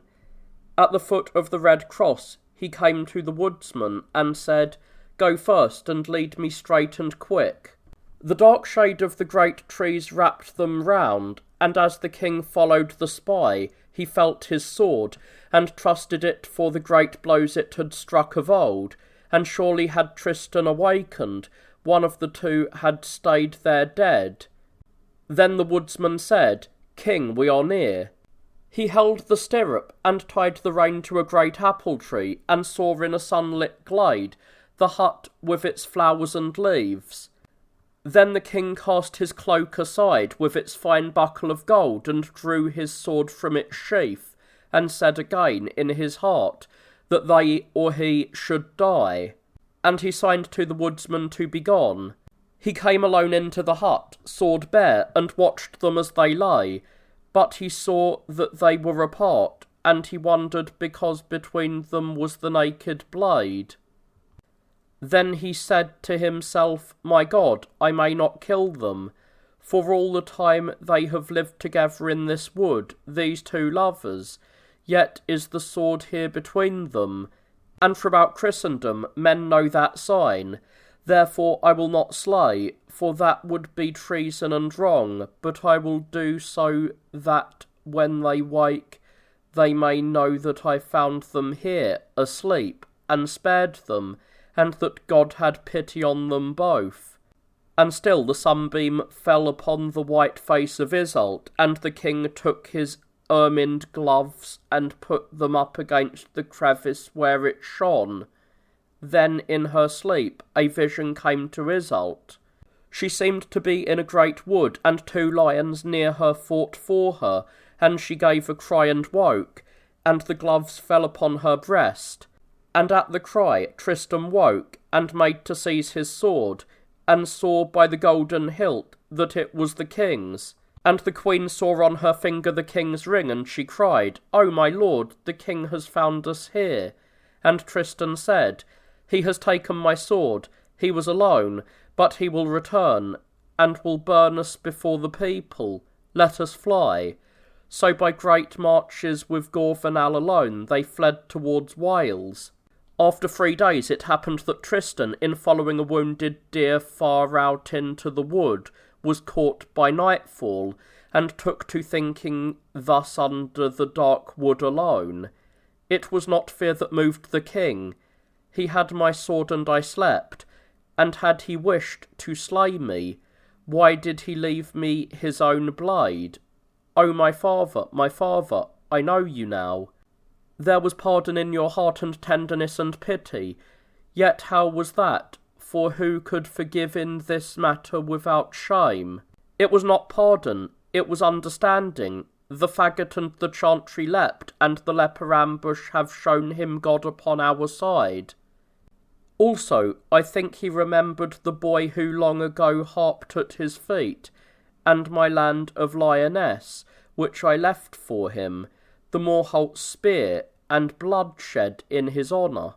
He remembered how I made no avowal, but claimed a trial of arms, and the high nature of his heart has made him understand what men around him cannot. Never can he know of the spell, yet he doubts and hopes and knows I have told no lie, and would have me prove my cause. Oh, but to win at arms by God's aid for him, and to enter his peace, and to put on mail for him again. But then he must take her back, and I must yield her. It would have been much better had he killed me in my sleep, for until now I was hunted and I could hate and forget. He had thrown Iseult to the lepers, she was no more his, but mine. And now, by his compassion, he has weakened my heart and regained the queen. For queen she was at his side, but in this wood she lives a slave, and I waste her youth. And for rooms all hung with silk she has this savage place, and a hut for her splendid walls, and I am the cause that she treads this ugly road. So now I cry to God, who is the Lord, who is the King of the world, and beg him to give me strength to yield back Iseult to King Mark, for she is indeed his wife, wed according to the laws of Rome, before all the baronry of his land. And as he fought thus, he leant upon his bow, and all through the night considered his sorrow. Within the hollow of thorns that was their resting place, Iseult the fair awaited Tristan's return. The golden ring that King Mark had slipped there glistened on her finger in the moonlight, and she thought, "He that put on this ring is not the man who threw me to his lepers in his wrath. He is rather that compassionate lord who, from the day I touched his shore, received me and protected me. And he loved Tristan once, but I came, and see what I have done. He should have lived in the king's palace, he should have ridden through kings' and barons' fees, finding adventure. But through me he has forgotten his kingdom, and is hunted and exiled from the court, leading a random life." Just then she heard the feet of Tristan coming over the dead leaves and twigs. She came to meet him, as was her wont, to relieve him of his arms, and she took from him his bow fail-nought and his arrows, and she unbuckled his sword straps. And, "Friend," said he, "it is the king's sword. It should have slain, but it spared us." Iseult took the sword and kissed the hilt of gold, and Tristan saw her weeping. "Friend," said he, "if I could make my peace with the king, if he would allow me to sustain in arms that neither by act nor word have I loved you with a wrongful love, any night from the marshes of Ely right away to Douarnenez, that would gainsay me, would find me armed in the ring. Then if the king would keep you and drive me out, I would cross to the lowlands or to Brittany with Gorvenal alone. But wherever I went and always, queen, I should be yours. Nor would I have spoken thus, Iseult, but for the wretchedness you bear so long for my sake in this deserted land. Tristan," said she, "there is the hermit Ogrin. Let us return to him and cry mercy to the King of Heaven." They wakened Gorvenal. Iseult mounted the steed, and Tristan led it by the bridle, and all night long they went for the last time through the woods of their love, and they did not speak a word. By morning they came to the hermitage, where Ogrin read at the threshold, and seeing them, called them tenderly. "Friends," he cried, "see how love drives you still to further wretchedness. Will you not do penance at last for your madness?" "Lord Ogrin," said Tristan, "hear us. Help us to offer peace to the king, and I will yield him the queen, and will myself go far away into Brittany or the lowlands, and if some day the king suffers me, I will return and serve as I should." And at the hermit's feet Iseult said in her turn, "Nor will I live longer so, for though I will not say one word of penance for my love, which is there and remains forever, yet from now on I will be separate from him." Then the hermit wept and praised God and cried, "High King, I praise thy name, for that thou hast let me live so long as to give aid to these." And he gave them wise counsel, and took ink, and wrote a little writ offering the king what Tristan said. That night Tristan took the road. Once more he saw the marble well and the tall pine, and he came beneath the window where the king slept, and called him gently, and Mark awoke, and whispered, "Who are you that call me in the night at such an hour?" "Lord, I am Tristan, I bring you a writ, and lay it here." Then the king cried, "Nephew, nephew, for God's sake wait a while." But Tristan had fled and joined his squire, and mounted rapidly. Gorvenal said to him, "O Tristan, you are mad to have come. Fly hard with me to the nearest road." So they came back to the hermitage, and there they found Ogrin at prayer, but Iseult weeping silently. Mark had awakened his chaplain, and had given him the writ to read. The chaplain broke the seal, saluted in Tristan's name, and then, when he had cunningly made out the written words, told him what Tristan offered. And Mark heard without saying a word, but his heart was glad, for he still loved the queen. He summoned by name the choicest of his baronage, and when they were all assembled, they were silent, and the king spoke. "My lords, here is a writ just sent me. I am your king, and you my lieges. Hear what is offered me, and then counsel me, for you owe me counsel." The chaplain rose, unfolded the writ, and said, upstanding, "My lords, it is Tristan that first sends love and homage to the king and all his baronry, and he adds, O king, when I slew the dragon and conquered the king of Ireland's daughter, it was to me they gave her. I was toward her at will, and I yielded her to you. Yet hardly had you wed her when felons made you accept their lies, and in your anger, fair uncle, my lord, you would have had us burnt without trial. But God took compassion on us. We prayed him, and he saved the queen, as justice was. And me also, though I leapt from a high rock, I was saved by the power of God.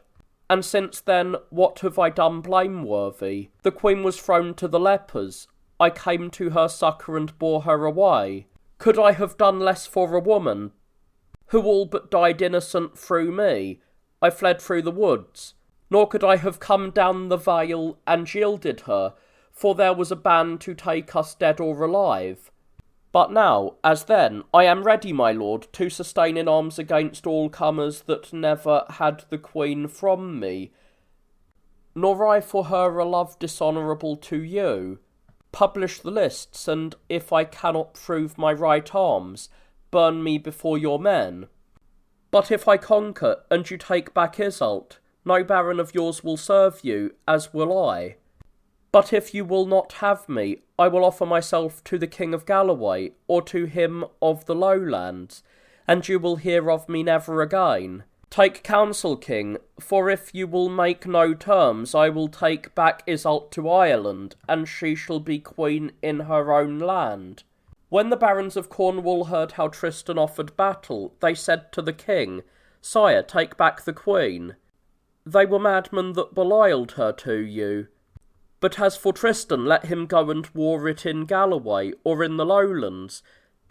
Bid him bring back Iseult on such a day, and that soon." Then the king called thrice clearly, "Will any man rise in accusation against Tristan?" And as none replied, he said to his chaplain, "Write me a writ in haste.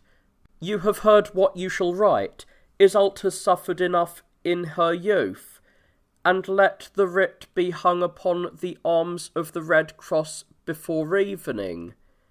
Write speedily." Towards midnight, Tristan crossed the heath of sand and found the writ, and bore it sealed to Ogrin. And the hermit read the letter, how Mark consented by the counsel of his barons to take back Iseult, but not to keep Tristan for his liege. Rather let him cross the sea, when, on the third day hence, at the ford of Chances, he had given back the queen into King Mark's hands. Then Tristan said to the queen, "Oh my God, I must lose you, friend, but it must be, since I can thus spare you what you suffer for my sake.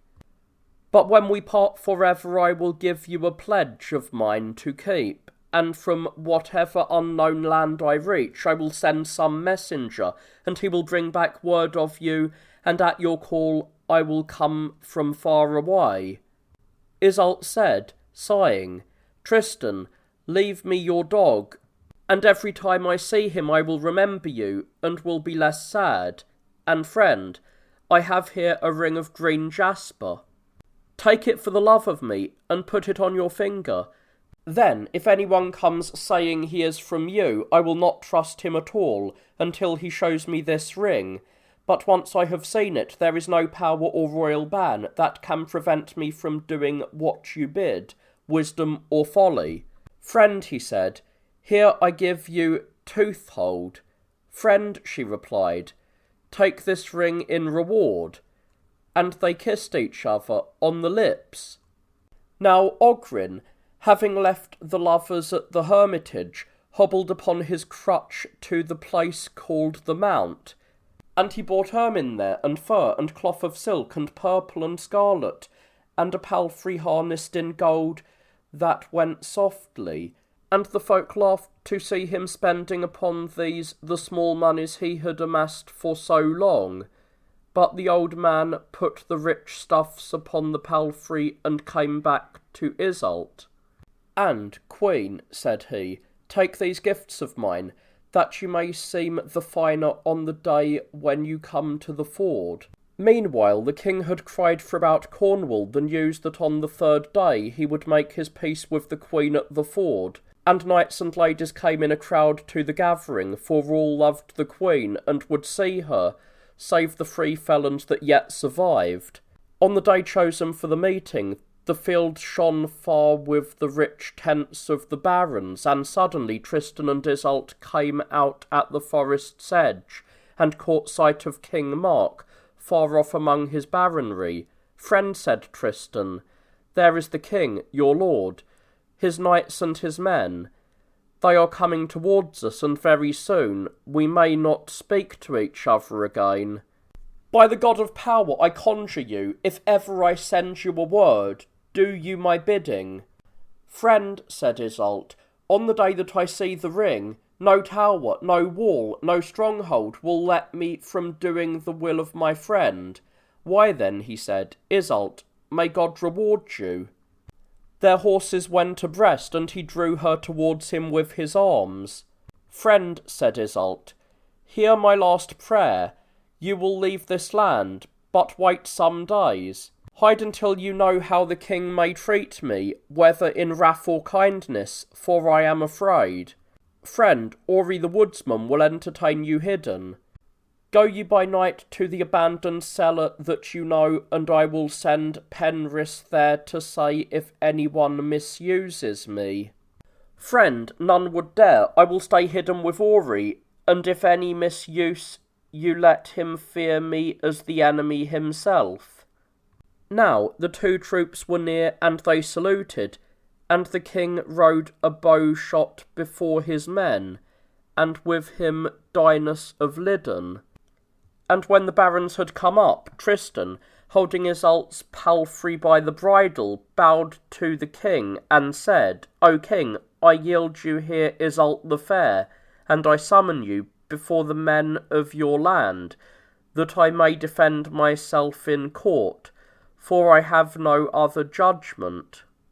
Let me have trial at arms, and if I am conquered, then burn me, but if I conquer, keep me by you, or if you will not, I will be off to some far-off country." But no one took up Tristan's wager, and the king, taking Iseult's palfrey by the bridle, gave it to Dinas, and went apart to take counsel. Dinas, in his joy, gave all honour and courtesy to the queen. But when the felons saw her so fair and honoured, as of old, they were stirred and rode to the king, and said, "King, hear our counsel. That the queen was slandered we admit, But if she and Tristan re-enter your court together, rumour will revive again. Rather let Tristan go apart a while. Doubtless some day you may recall him. And so Mark did, and ordered Tristan by his barons to go off without delay. Then Tristan came near the queen for his farewell, and as they looked at one another, the queen in shame of the assembly blushed. But the king pitied her, and spoke his nephew thus for the first time. You cannot leave in these rags. Take then from my treasury gold and silver, and white fur and grey, as much as you will. King, said Tristan, neither a penny nor a link of mail. I will go as I can, and serve with high heart the mighty kings in the lowlands. And he turned rein and went down towards the sea, but Iseult followed him with her eyes. And so long as he could yet be seen a long way off, she did not turn. Now at the news of peace, men, women, and children, great and small, ran out of the town in a crowd to meet Iseult. And while they mourned Tristan's exile, they rejoiced at the queen's return. And to the noise of bells, and over pavings strewn with benches, the king and his counts and princes made her escort, and the gates of the palace were thrown open, so that rich and poor might enter and eat and drink at will. And Mark freed 100 of his slaves, and armed a score of squires that day with hauberk and with sword, but Tristan that night hid with Ori, as the queen had counselled him. Denelon, Andrit, and Gondowin held themselves safe. Tristan was far overseas, far away in service of a distant king, and they beyond his power. Therefore during a hunt one day, as the king rode apart in a glade where the pack would pass, and hearkening to the hounds, they all three rode towards him and said, O king, we have something to say. Once you condemned the queen without judgment, and that was wrong. Now you acquit her without judgment, and that is also wrong. She is not quit by trial, and the barons of your land blame you both. Counsel her then to claim the ordeal in God's judgment, for since she is innocent, she may swear on the relics of the saints, and hot iron will not hurt her. For so custom runs, and in this easy way are doubts dissolved. But Mark answered, God strike you, my Cornish lords, how you hunt my shame. For you have I exiled my nephew, and now what you would do? Would you have me drive the queen to Ireland too? What novel plaints have you to plead? Did not Tristan offer you battle in this manner? He offered battle to clear the queen forever. He offered, and you heard him. Where then were your lances and your shields? Sire, they said, we have counselled you loyal counsel as lieges, and to your honour. Henceforward we hold our peace. Put aside your anger and give us your safeguard. But Mark stood up in the stirrup and cried, Out of my land and out of my peace, all of you. Tristan I exiled for you, and now go you in turn out of my land. But they answered, Sire, it is well. Our keeps are strong and fenced, and stand on rocks not easy for men to climb. And they rode off without a salutation. But the king, not tarrying for huntsman or for hound, but straight away, spurred his horse to Tintagel, and as he sprang up the stairs the queen heard the jangle of his spurs upon the stone. She rose to meet him, and took his sword, as she was wont, and bowed before him, as it was also her wont to do. But Mark raised her, holding her hands. And when Iseult looked up, she saw in his noble face just the sort of wrath she had seen before the faggot fire. She thought that Tristan was found, and her heart grew cold, and without a word she fell at the king's feet. He took her in his arms and kissed her gently, until she could speak again, and then he said, Friend, friend, what evil tires you? Sire, I am afraid, for I have seen your anger. Yes, I was angered at the hunt. My lord, should one take so deeply the mischances of a game? Mark smiled and said, No, friend, no chance of hunting vexed me. but those 3 felons whom you know, and I have driven them forth from my land. Sire, what did they say, or dare to say of me? What matter? I have driven them forth. Sire, all living things have this right to say the words they have conceived. And I would also ask a question, but from whom shall I learn save from you? I am alone in a foreign land, and have no one else to defend me. They would have it that you should quit yourself by solemn oath and by the ordeal of iron, saying that God was a true judge, and that, as the Queen was innocent, she herself should seek such judgment as would clear her forever.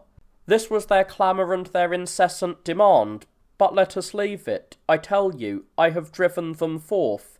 Iseult trembled, but looking straight at the king, she said, Sire, call them back. I will clear myself by oath. But I bargain this, that on the appointed day you call King Arthur and Lord Gawain, Girflet, Kay the Seneschal, and 100 of his knights to ride to the sandy heath, where your land marches with his. And a river flows between us, for I will not swear before your barons alone, lest they should demand some new thing, and lest there should be no end to my trials. But if my warranters, King Arthur and his knights, be there, the barons will not dare dispute the judgment. But as the heralds rode to Carduel, Iseult sent to Tristan secretly her squire Penneris, and he rode through the underwood, avoiding paths, until he found the hut of Orri, the woodsman, where Tristan for many days had awaited news.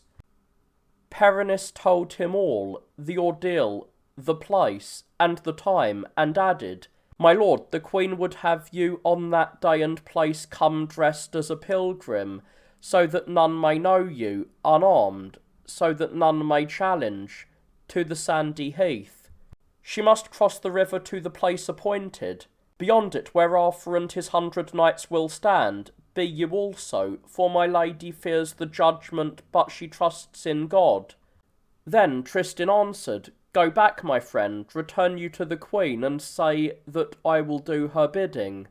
And you must know that as the squire went back to Tintagel, he caught sight of that same woodsman who had betrayed the lovers before, and the woodsman, as he found him, had just dug a pitfall for wolves and for wild boars, and covered it with leafy branches to hide it. And as the squire came near, the woodsman fled, but the squire drove him, and caught him, and broke his staff and his head together, and pushed his corpse into the pitfall with his feet.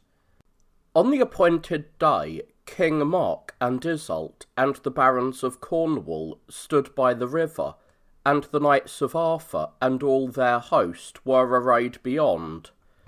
And just before them, sitting on the shore, was a poor pilgrim, wrapped in a cloak and a hood, who held his wooden platter and begged alms. Now, as the Cornish boats came to the shoal of the further bank, Iseult said to the knights, My lords, how shall I land without befouling my clothes in the river mud? Fetch me a ferryman.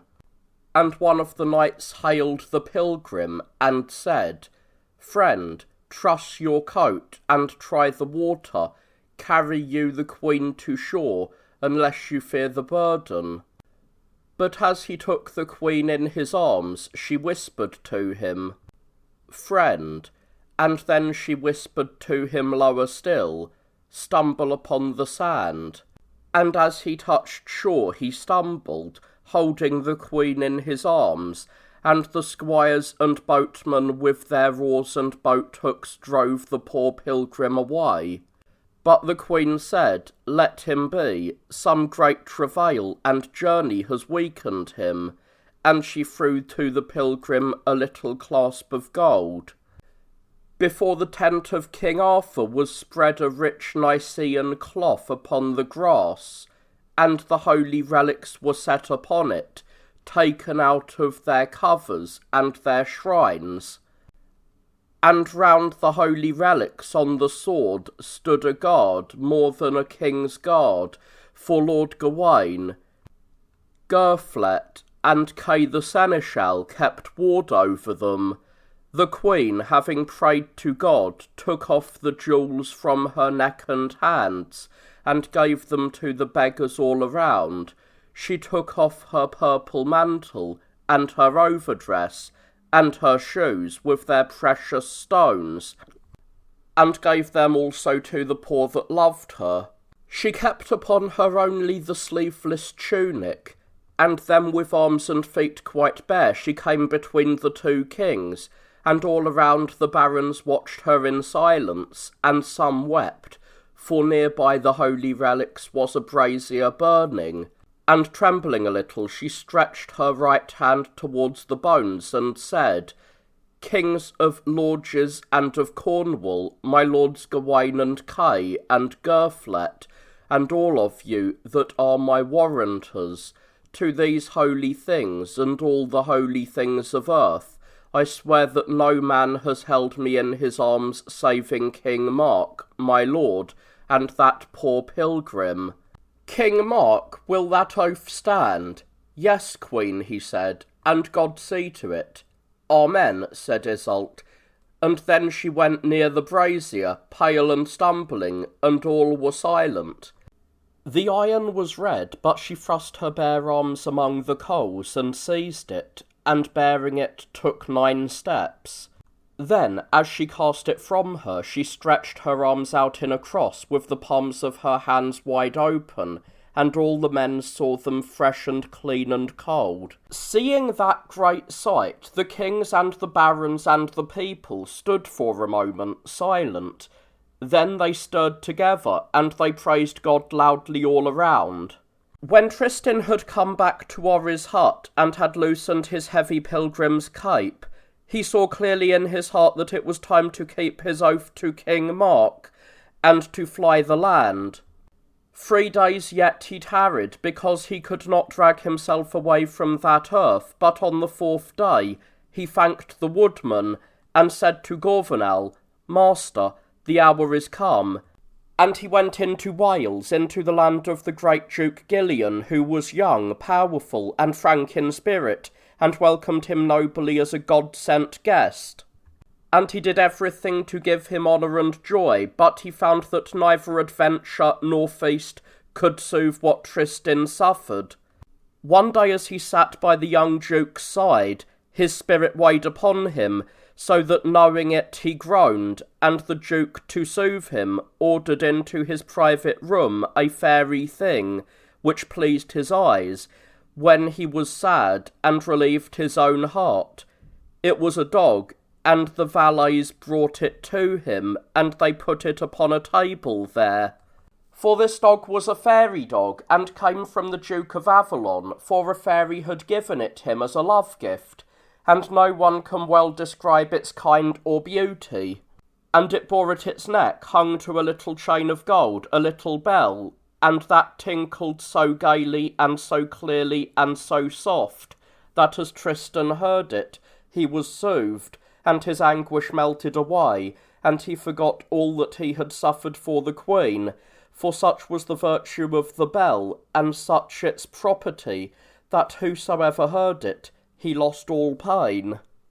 And as Tristan stroked the little fairy thing, the dog that took away his sorrow, he saw how delicate it was and fine, and how it had soft hair like samite, and he thought how good a gift it would make for the Queen.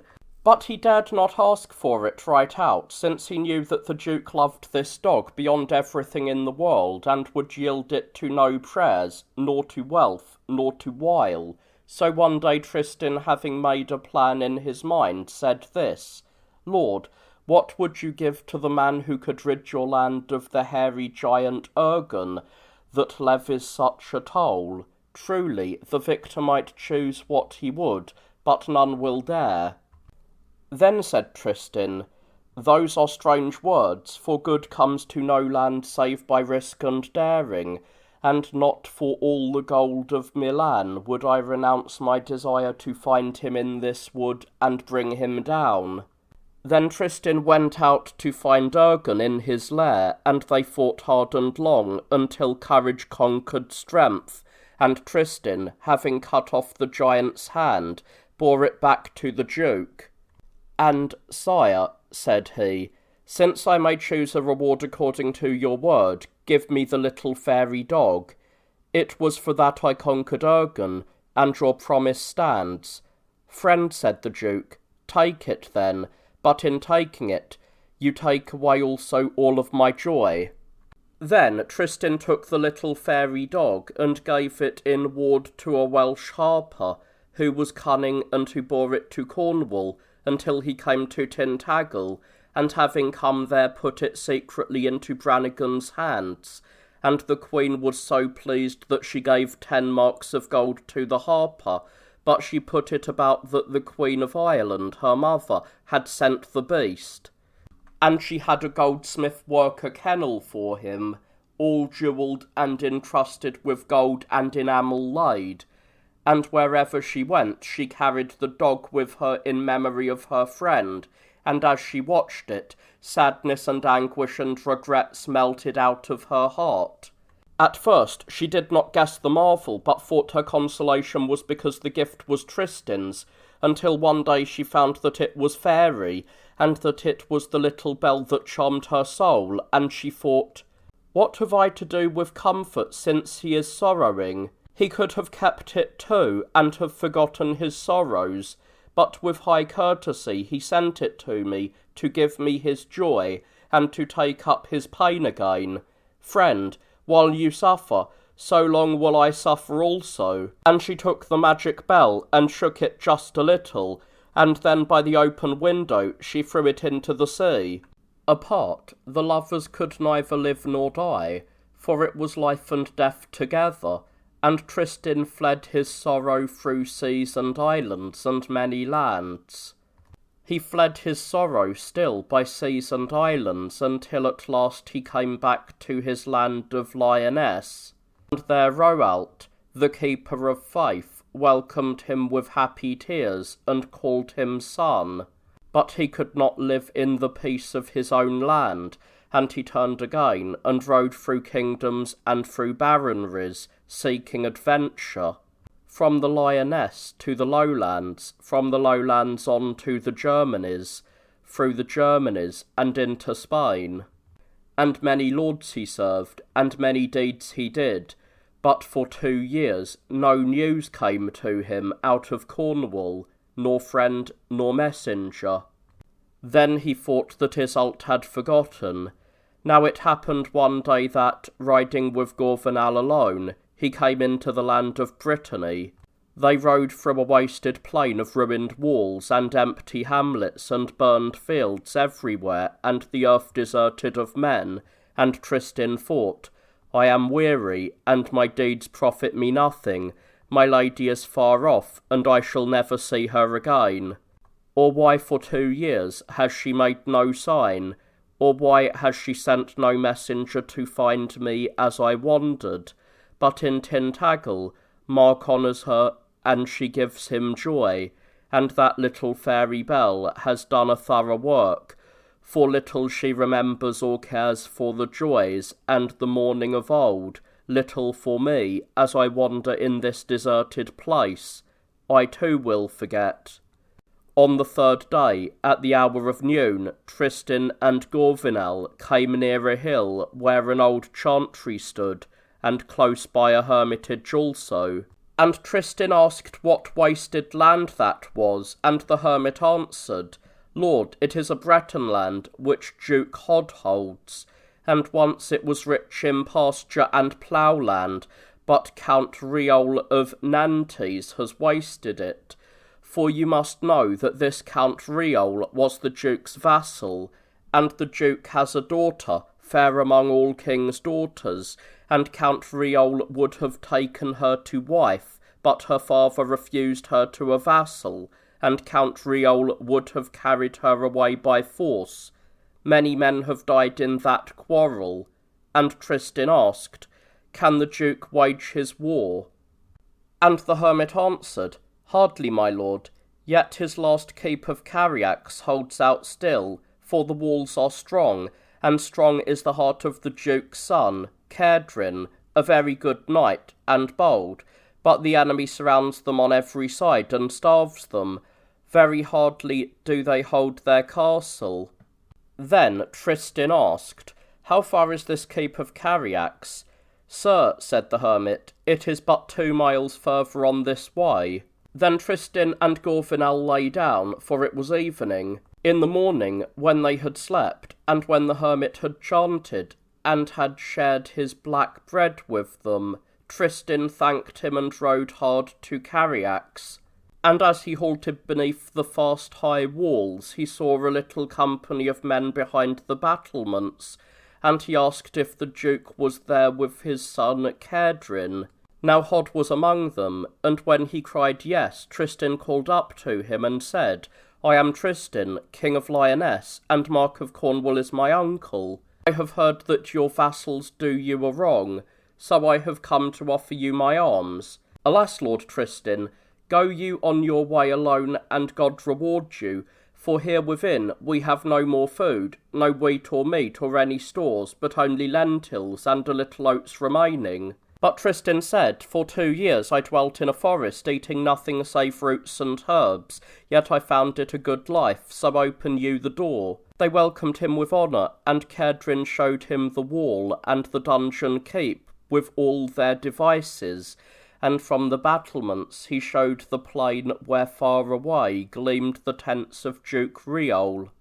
And when they were down in the castle again, he said to Tristan, Friend, let us go to the hall where my mother and sister sit. So holding each other's hands, they came into the women's room, where the mother and the daughter sat together, weaving gold upon English cloth, and singing a weaving song. They sang of Doty the fair, who sits alone beneath the white fawn, and round about her blows the wind. She waits for Doon, her friend, but he tarries long, and does not come. This was the song they sang, and Tristan bowed to them, and they to him.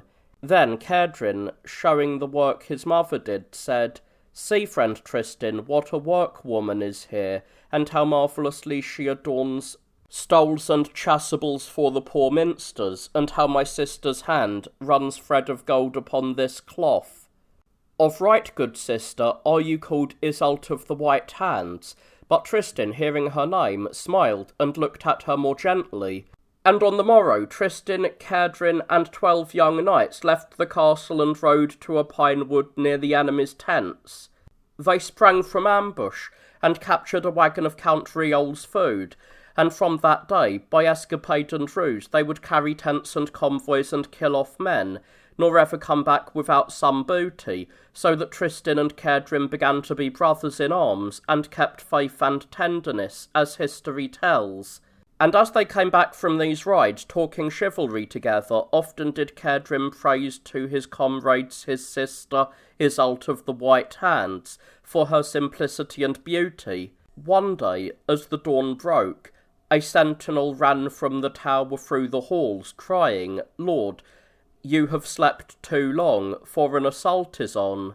The knights and burghers armed, and ran to the walls, and saw helmets shining on the plain, and pennons streaming crimson, like flames, and all the host of Riol in its array. Then the Duke and Cedrin deployed their horsemen before the gates, and from a bow-length off they stopped, and spurred and charged, and they put their lances down together, and the arrows fell on them like April rain. Now Tristan had armed himself among the last of those the sentinels had roused, and he laced his shoes of steel, and put on his mail, and his spurs of gold, his hauberk, and his helm over the gorget, and he mounted and spurred, with shield on breast, crying, Cariax! And as he came, he saw Duke Riol charging, rein free, at Cedrin, but Tristan came in between. So they met, Tristan and Duke Riol, and at the shock Tristan's lance shivered, but Riol's lance struck Tristan's horse, just where the breastpiece runs, and laid it on the field. But Tristan, standing, drew his burnished sword, and said, Coward, here is death, ready for the man that strikes the horse before the rider. But Iseult answered, I think you have lied, my lord, and he charged him. And as he passed, Tristan let fall his sword so heavily upon his helm that he carried away the crest and the nasal, but the sword slipped on the mailed shoulder, and glanced on the horse, and killed it, so that of force Duke Iseult must slip the stirrup, and leap, and feel the ground. Then Iseult too was on his feet, and they both fought hard in their broken mail, their scutcheons torn and their helmets loosened, and lashing with their dented swords, until Tristan struck Iseult just where the helmet buckles, and it yielded, and the blow was struck so hard that the baron fell on hands and knees. But when he had risen again, Tristan struck him down once more with a blow that split the helm, and it split the headpiece too, and touched the skull. Then Iseult cried mercy and begged his life, and Tristan took his sword. So he promised to enter Duke Hull's keep, and to swear homage again, and to restore what he had wasted. And by his order the battle ceased, and the host went off discomfited. Now when the victors were returned, Ketone said to his father, Sire, keep you Tristan, there is no better knight, and your land has need of such courage. So, when the Duke had taken counsel with his barons, he said to Tristan, Friend, I owe you my hand, but I shall be quit with you, if you will take my daughter Iseult of the White Hands, who comes of kings and of queens, and of dukes before them in blood. And Tristan answered, I will take her, sire. So the day was fixed, and the Duke came with his friends, and Tristan with his, and before all, at the gate of the minster, Tristan wed Iseult of the White Hands, according to the church's law. But that same night, as Tristan's valets undressed him, it happened that in drawing his arm from the sleeve, they drew off and let fall from his finger the ring of green jasper, the ring of Iseult the fair. It sounded on the stones, and Tristan looked and saw it.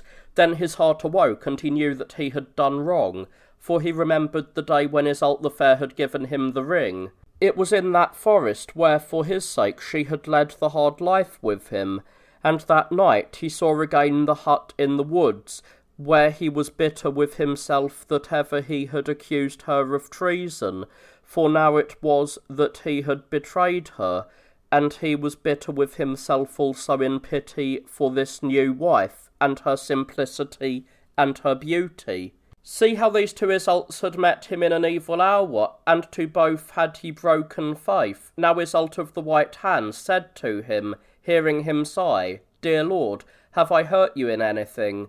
Will you not speak me a single word? But Tristan answered, Friend, do not be angry with me, for once in another land I fought a foul dragon, and was near to death, and I thought of the Mother of God, and I made a vow to her that, should I ever wed, I would spend the first holy nights of my wedding in prayer and in silence. Why, said Iseult, that was a good vow. And Tristan watched her through the night. Within her room at Tintagel, Iseult the fair sighed for the sake of Tristan, and named him her desire, of whom for 2 years she had no word, whether he lived or died. Within her room at Tintagel, Iseult the fair sat singing a song she had made. She sang of Goron, taken and killed for his love, and how by guile the Count gave Goron's heart to her to eat, and of her woe. The queen sang softly, catching the harp's tone. Her hands were cunning, and her song good. She sang low, down and softly. Then came in Corrido, a rich count from a far-off island, that had fared to Tintagel to offer the queen his services, and had spoken of love to her, though she disdained his folly. He found Iseult as she sang, and laughed to her, Lady, how sad a song, as sad as the ospreys. Do they not say he sings for death? And your song means that to me, I die for you. And Iseult said, So let it be, and may it mean so, for never come you here but to stir me in anger and mourning. Ever were you the screech owl or the osprey that boded ill when you spoke of Tristan? What news bear you now? And Corrido answered, You are angered, I know not why, but who heeds your words? Let the osprey bode me death. Here is the evil news the screech owl brings. Lady Iseult, Tristan, your friend is lost to you. He has wed in a far land. So seek you otherwhere, for he mocks your love. He has wed in great pomp Iseult of the White Hands, the King of Brittany's daughter. And Corrido went off in anger, but Iseult bowed her head and broke into tears. Now far from Iseult, Tristan languished, till on a day he must needs see her again. Far from her, death came surely, and he had rather die at once than day by day. And he desired some death, but that the queen might know it was in finding her, then would death come easily. So he left Cariac secretly, telling no man, neither his kindred nor even Cedrin, his brother in arms. He went in rags afoot, for no one marks the beggar on the high road, until he came to the shore of the sea. He found in a haven a great ship ready, the sail was up and the anchor chain short at the bow. God save you, my lords, he said, and send you a good journey. To what land sail you now? To Tintagel, they said. Then he cried out, O my lords, take me with you thither. And he went aboard, and a fair wind filled the sail, and she ran 5 days and nights for Cornwall, till, on the 6th day, they dropped anchor in Tintagel haven. The castle stood above, fenced all around. There was but the one armed gate, and 2 knights watched it day and night. So Tristan went ashore and sat upon the beach, and a man told him that Mark was there and had just held his court. But where, said he, is Iseult the queen, and her fair maid Brannigan? In Tintagel too, said the other, and I saw them lately, the queen sad, as she always is. On hearing of the name, Tristan suffered, and he thought that neither by guile nor courage could he see that friend, for Mark would kill him. And he thought, Let me kill him, and let me die for her, since every day I die.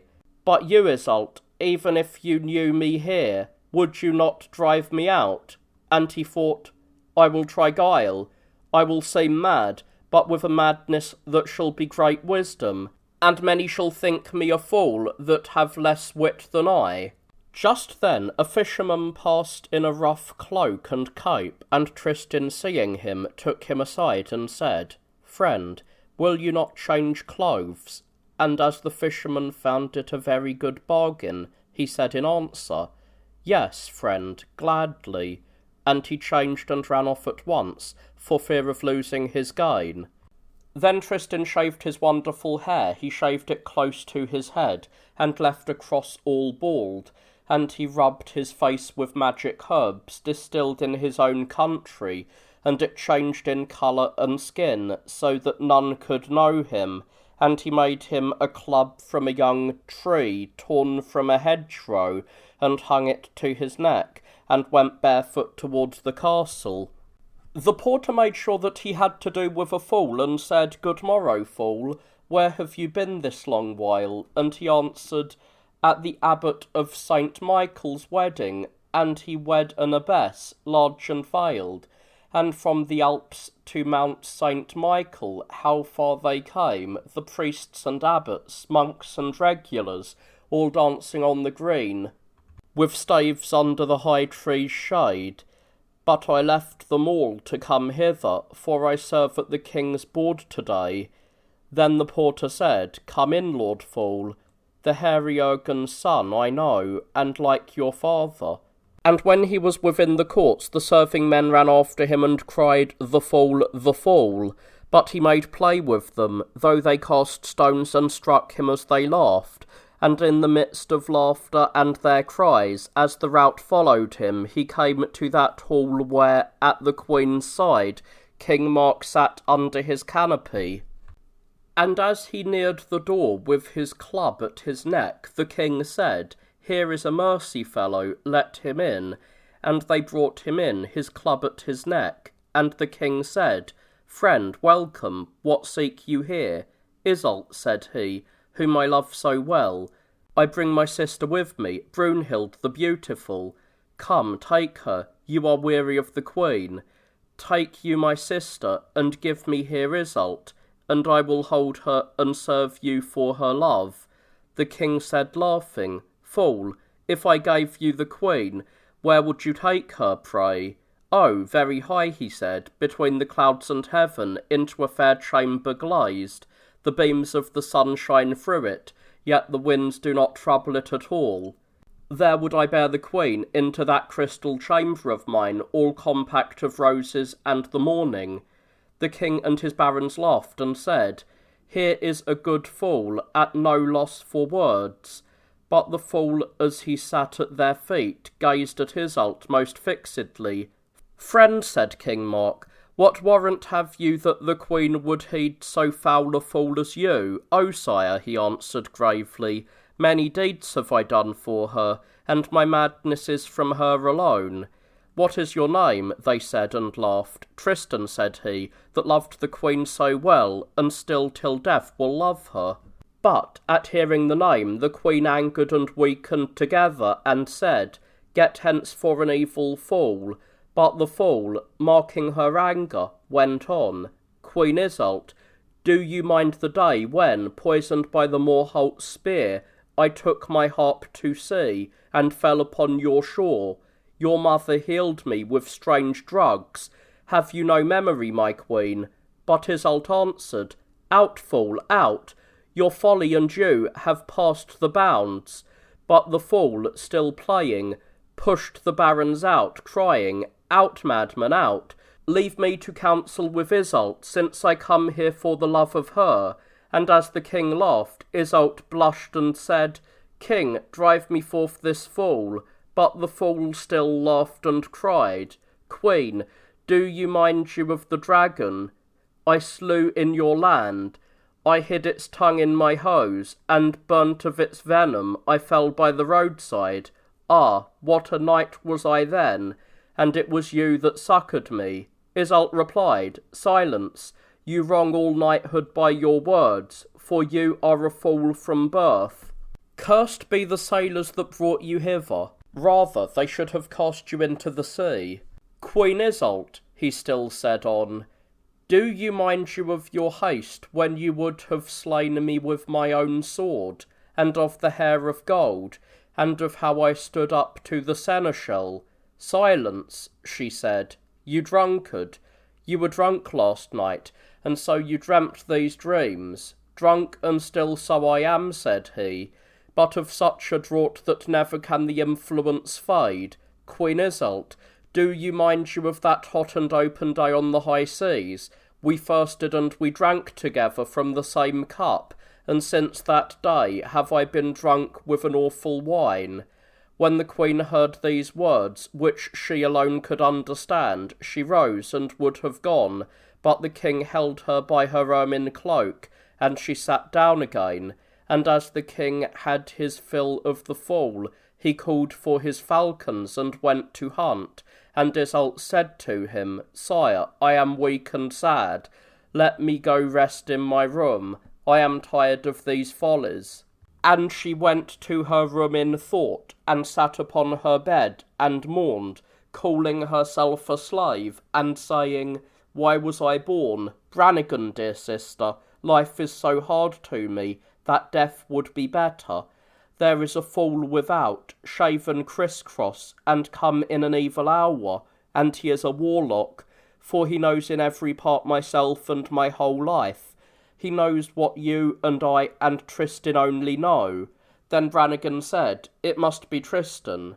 No, said the queen, for he was the first of knights, but this fool is foul and made awry. Curse me this hour, and the ship that brought him hither. My lady, said Brannigan, soothe you. You curse overmuch these days. Maybe he comes from Tristan. I cannot tell. I know him not. But go find him, friend, and see if you know him. So Brannigan went to the hall where the fool still sat alone. Tristan knew her, and let fall his club, and said, Brannigan, dear Brannigan, before God, have pity on me. Foul fool, she answered, what devil taught you my name? Lady, he said, I have known it long. By my head that once was fair, if I am mad the blame is yours, for it was yours to watch over the wine we drank on the high seas. The cup was of silver, and I held it to Iseult, and she drank. Do you remember, lady? No, she said, and as she trembled and left, he called out, Pity me, and he followed and saw Iseult. He stretched out his arms, but in her shame, sweating agony, she drew back, and Tristan angered and said, I have lived too long, for I have seen the day that Iseult will have nothing to do with me. Iseult, how hard love dies. Iseult, a welling water that floods and runs large, is a mighty thing. On the day that it fails, it is nothing, so love that turns. But, she said, brother, I look at you, and doubt and tremble, and I know you not for Tristan. Queen Iseult, I am Tristan indeed, that do love you. Mind you, for the last time of the dwarf, and of the flower, and of the blood I shed in my leap, oh, and of that ring I took in kisses and in tears on the day we parted, I have kept that jasper ring, and asked it counsel. Then Iseult knew Tristan for what he was, and she said, Heart, you should have broken of sorrow, not to have known the man who has suffered so much for you. Pardon, my master and my friend. And her eyes darkened, and she fell, but when the light returned, she was held by him who kissed her eyes and her face. So passed they 3 full days. But on the third, 2 maids that watched them told the traitor Andret, and he put spies well armed before the women's rooms. And when Tristan would enter, they cried, Back, fools! But he brandished his club laughing, and said, What, may I not kiss the queen who loves me and awaits me now? And they feared him for a mad fool, and he passed in through the doors. Then, being with the queen for the last time, he held her in his arms, and said, Friend, I must fly, for they are wandering, I must fly, and perhaps I shall never see you any more. My death is near, and far from you my death will come of desire. O friend, she said, fold your arms around me close, and strain me so that our hearts may break, and our souls go free at last. Take me to that happy place of which you told me long ago, the field whence none return, but where great singers sing their songs forever. Take me now. I will take you to the happy place of the living, queen. The time is near. We have drunk all joy and sorrow. The time is near. When it is finished, if I call you, will you come, my friend? Friend, said she, call me, and you know I shall come. Friend, said he, God sends you his reward. As he went out, the spies would have held him, but he laughed aloud and flourished his club and cried, Peace, gentlemen. I go and will not stay. My lady sends me to prepare that shining house I vowed her, of crystal and of rose shot through with the morning. And as they cursed and drove him, the fool went leaping on his way. When he was come back to Brittany, to Cariax, it happened that Tristan, riding to the aid of Kedron, his brother in arms, fell into ambush and was wounded by a poisoned spear, and many doctors came, but none could cure him of the ill. And Tristan weakened and paled, and his bones showed. Then he knew that his life was gone, and that he must die, and he had a desire to see once more Iseult the fair, but he could not seek her, for the sea would have killed him in his weakened state. And how could Iseult come to him? And sad and suffering the poison, he awaited death. He called Kedron secretly to him from his pain, for they loved each other with a loyal love. And as he would have no one in the room save Kedron, nor even in the neighbouring rooms, Iseult of the White Hands began to wonder. She was afraid and wished to hear, and she came back and listened at the wall by Tristan's bed, and as she listened, one of her maids kept watch for her. Now within, Tristan had gathered up his strength, and had half risen, leaning against the wall, and Kedron wept beside him. They wept their good comradeship, broken so soon, and their friendship. And Tristan told Kedron of his love for that other Iseult, and of the sorrow of his life. Fair friend and gentle, said Tristan, I am in a foreign land, where I have neither friend nor cousin, save you, and you alone in this place have given me comfort. My life is going, and I wish to see once more Iseult the fair. Ah, did I but know of a messenger who would go to her, for now I know that she will come to me. Kedrin, my brother-in-arms, I beg of your friendship, try this thing for me, and if you carry my word, I will become your liege, and will cherish you beyond all other men. As Kedrin saw Tristan broken down, his heart reproached him, and he said, Fair comrade, do not weep. I will do as you desire. Even if it were risk of death, I would do it for you. Nor no distress nor anguish will let me from doing it according to my power. Give me the word you send, and I will make ready. And Tristan answered, Thank you, friend, this is my prayer, take this ring. It is a sign between her and me, and when you come to her land, pass yourself at court for a merchant, and show her silken stuffs, but make so that she sees the ring, for then she will find some ruse by which to speak to you in secret. Tell her that my heart salutes her. Tell her that she alone can bring me comfort. Tell her that if she does not come I shall die. Tell her to remember our past time, and our great sorrows, and all the joy there was in our loyal and tender love. And tell her to remember that draught we drank together on the high seas, for we drank our death together. Tell her to remember the oath I swore to serve a single love, for I have kept that oath. But behind the wall, Iseult of the White Hands heard all of these things, and Tristan continued, Hasten, my friend, and come back quickly, or you will not see me again. Take 40 days of your term, but come back with Iseult the fair, and tell your sister nothing, or tell her that you seek some doctor. Take my fine ship, and 2 sails with you, 1 white and 1 black. And as you return, if you bring Iseult, hoist the white sail, but if you bring her not, the black. Now I have nothing more to say, but God guide you and bring you back safe.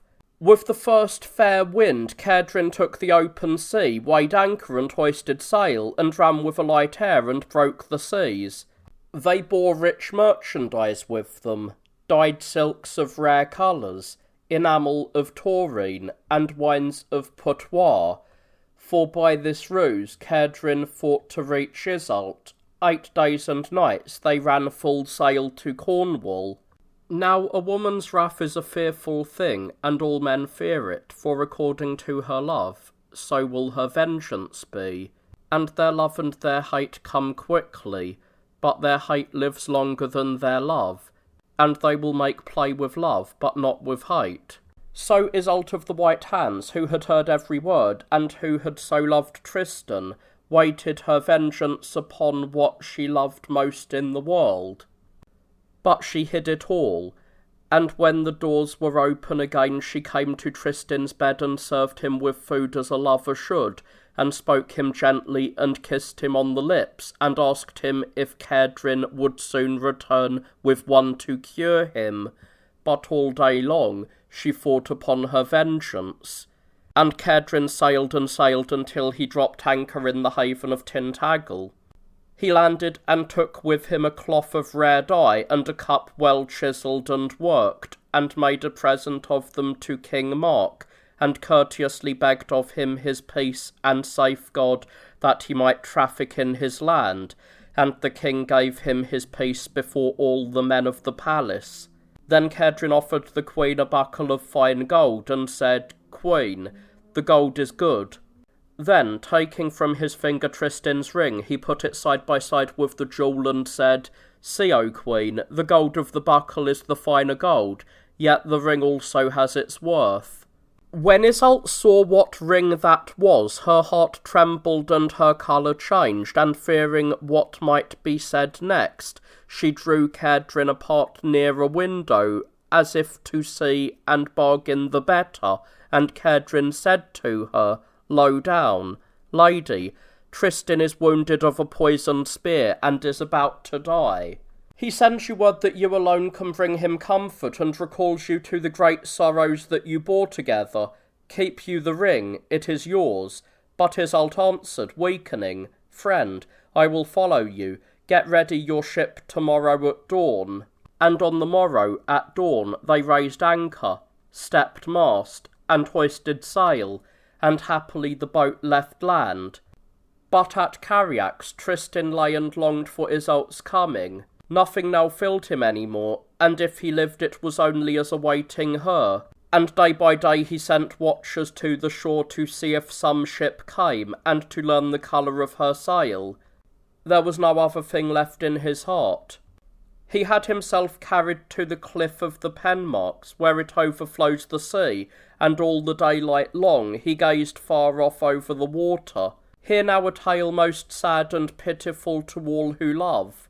Already was Iseult near, already the cliff of the Penmarks showed far away, and the ship ran heartily, when a storm wind rose on a sudden and grew, and struck the sail, and turned the ship all round about, and the sailors bore away, and sore against their will, they ran before the wind.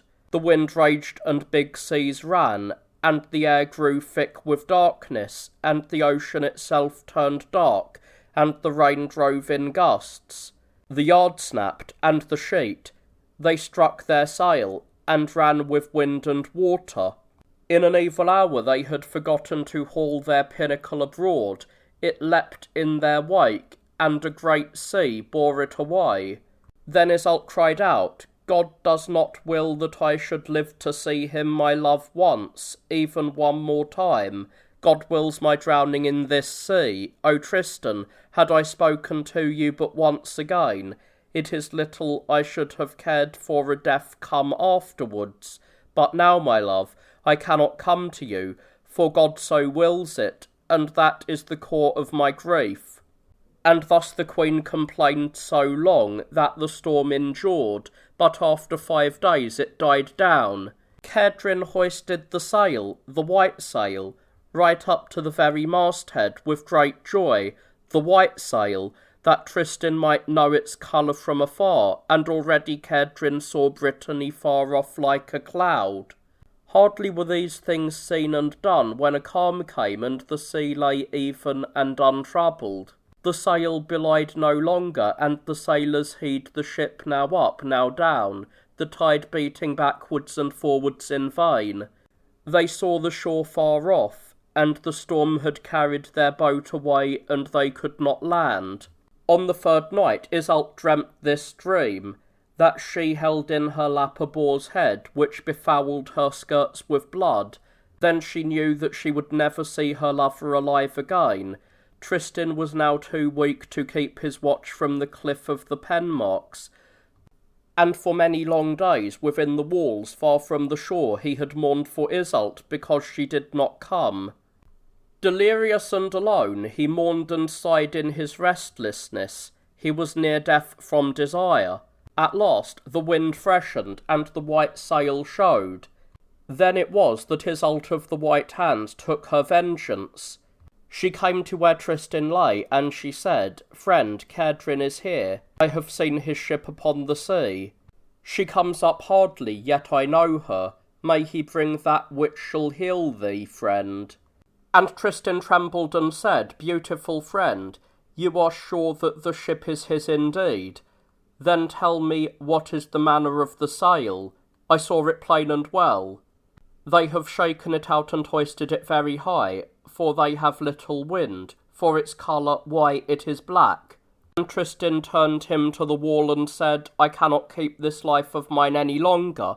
He said 3 times, Iseult, my friend, and in saying it the 4th time he died. Then throughout the house the knights and the comrades of Tristan wept out loud, and they took him from his bed and laid him on a rich cloth, and they covered his body with a shroud. But at sea the wind had risen, it struck the sail fair and full, and drove the ship to shore, and Iseult the fair set foot upon the land. She heard loud mourning in the streets, and the tolling of bells in the minsters, and in the chapel towers. She asked the people the meaning of the knell, and of their tears. An old man said to her, Lady, we suffer a great grief. Tristan, that was so loyal and so right, is dead. He was open to the poor, he ministered to the suffering. It is the chief evil that has ever fallen on this land. But Iseult, hearing them, could not answer them a word. She went up to the palace, following the way, and her cloak was random and wild.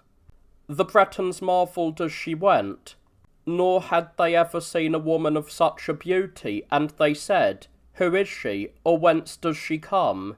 Near Tristan, Iseult of the White Hands crouched, maddened at the evil she had done, and calling and lamenting over the dead man. The other Iseult came in, and said to her, "Lady, rise, and let me come by him. I have more right to mourn him than you, believe me. I loved him more." And when she had turned to the east and prayed to God, she moved the body a little and laid down by the dead man, beside her friend. She kissed his mouth and his face, and clasped him closely, and so gave up her soul, and died beside him of grief for her lover. When King Mark heard of the death of these lovers, he crossed the sea and came into Brittany. And he had 2 coffins hewn for Tristan and Iseult.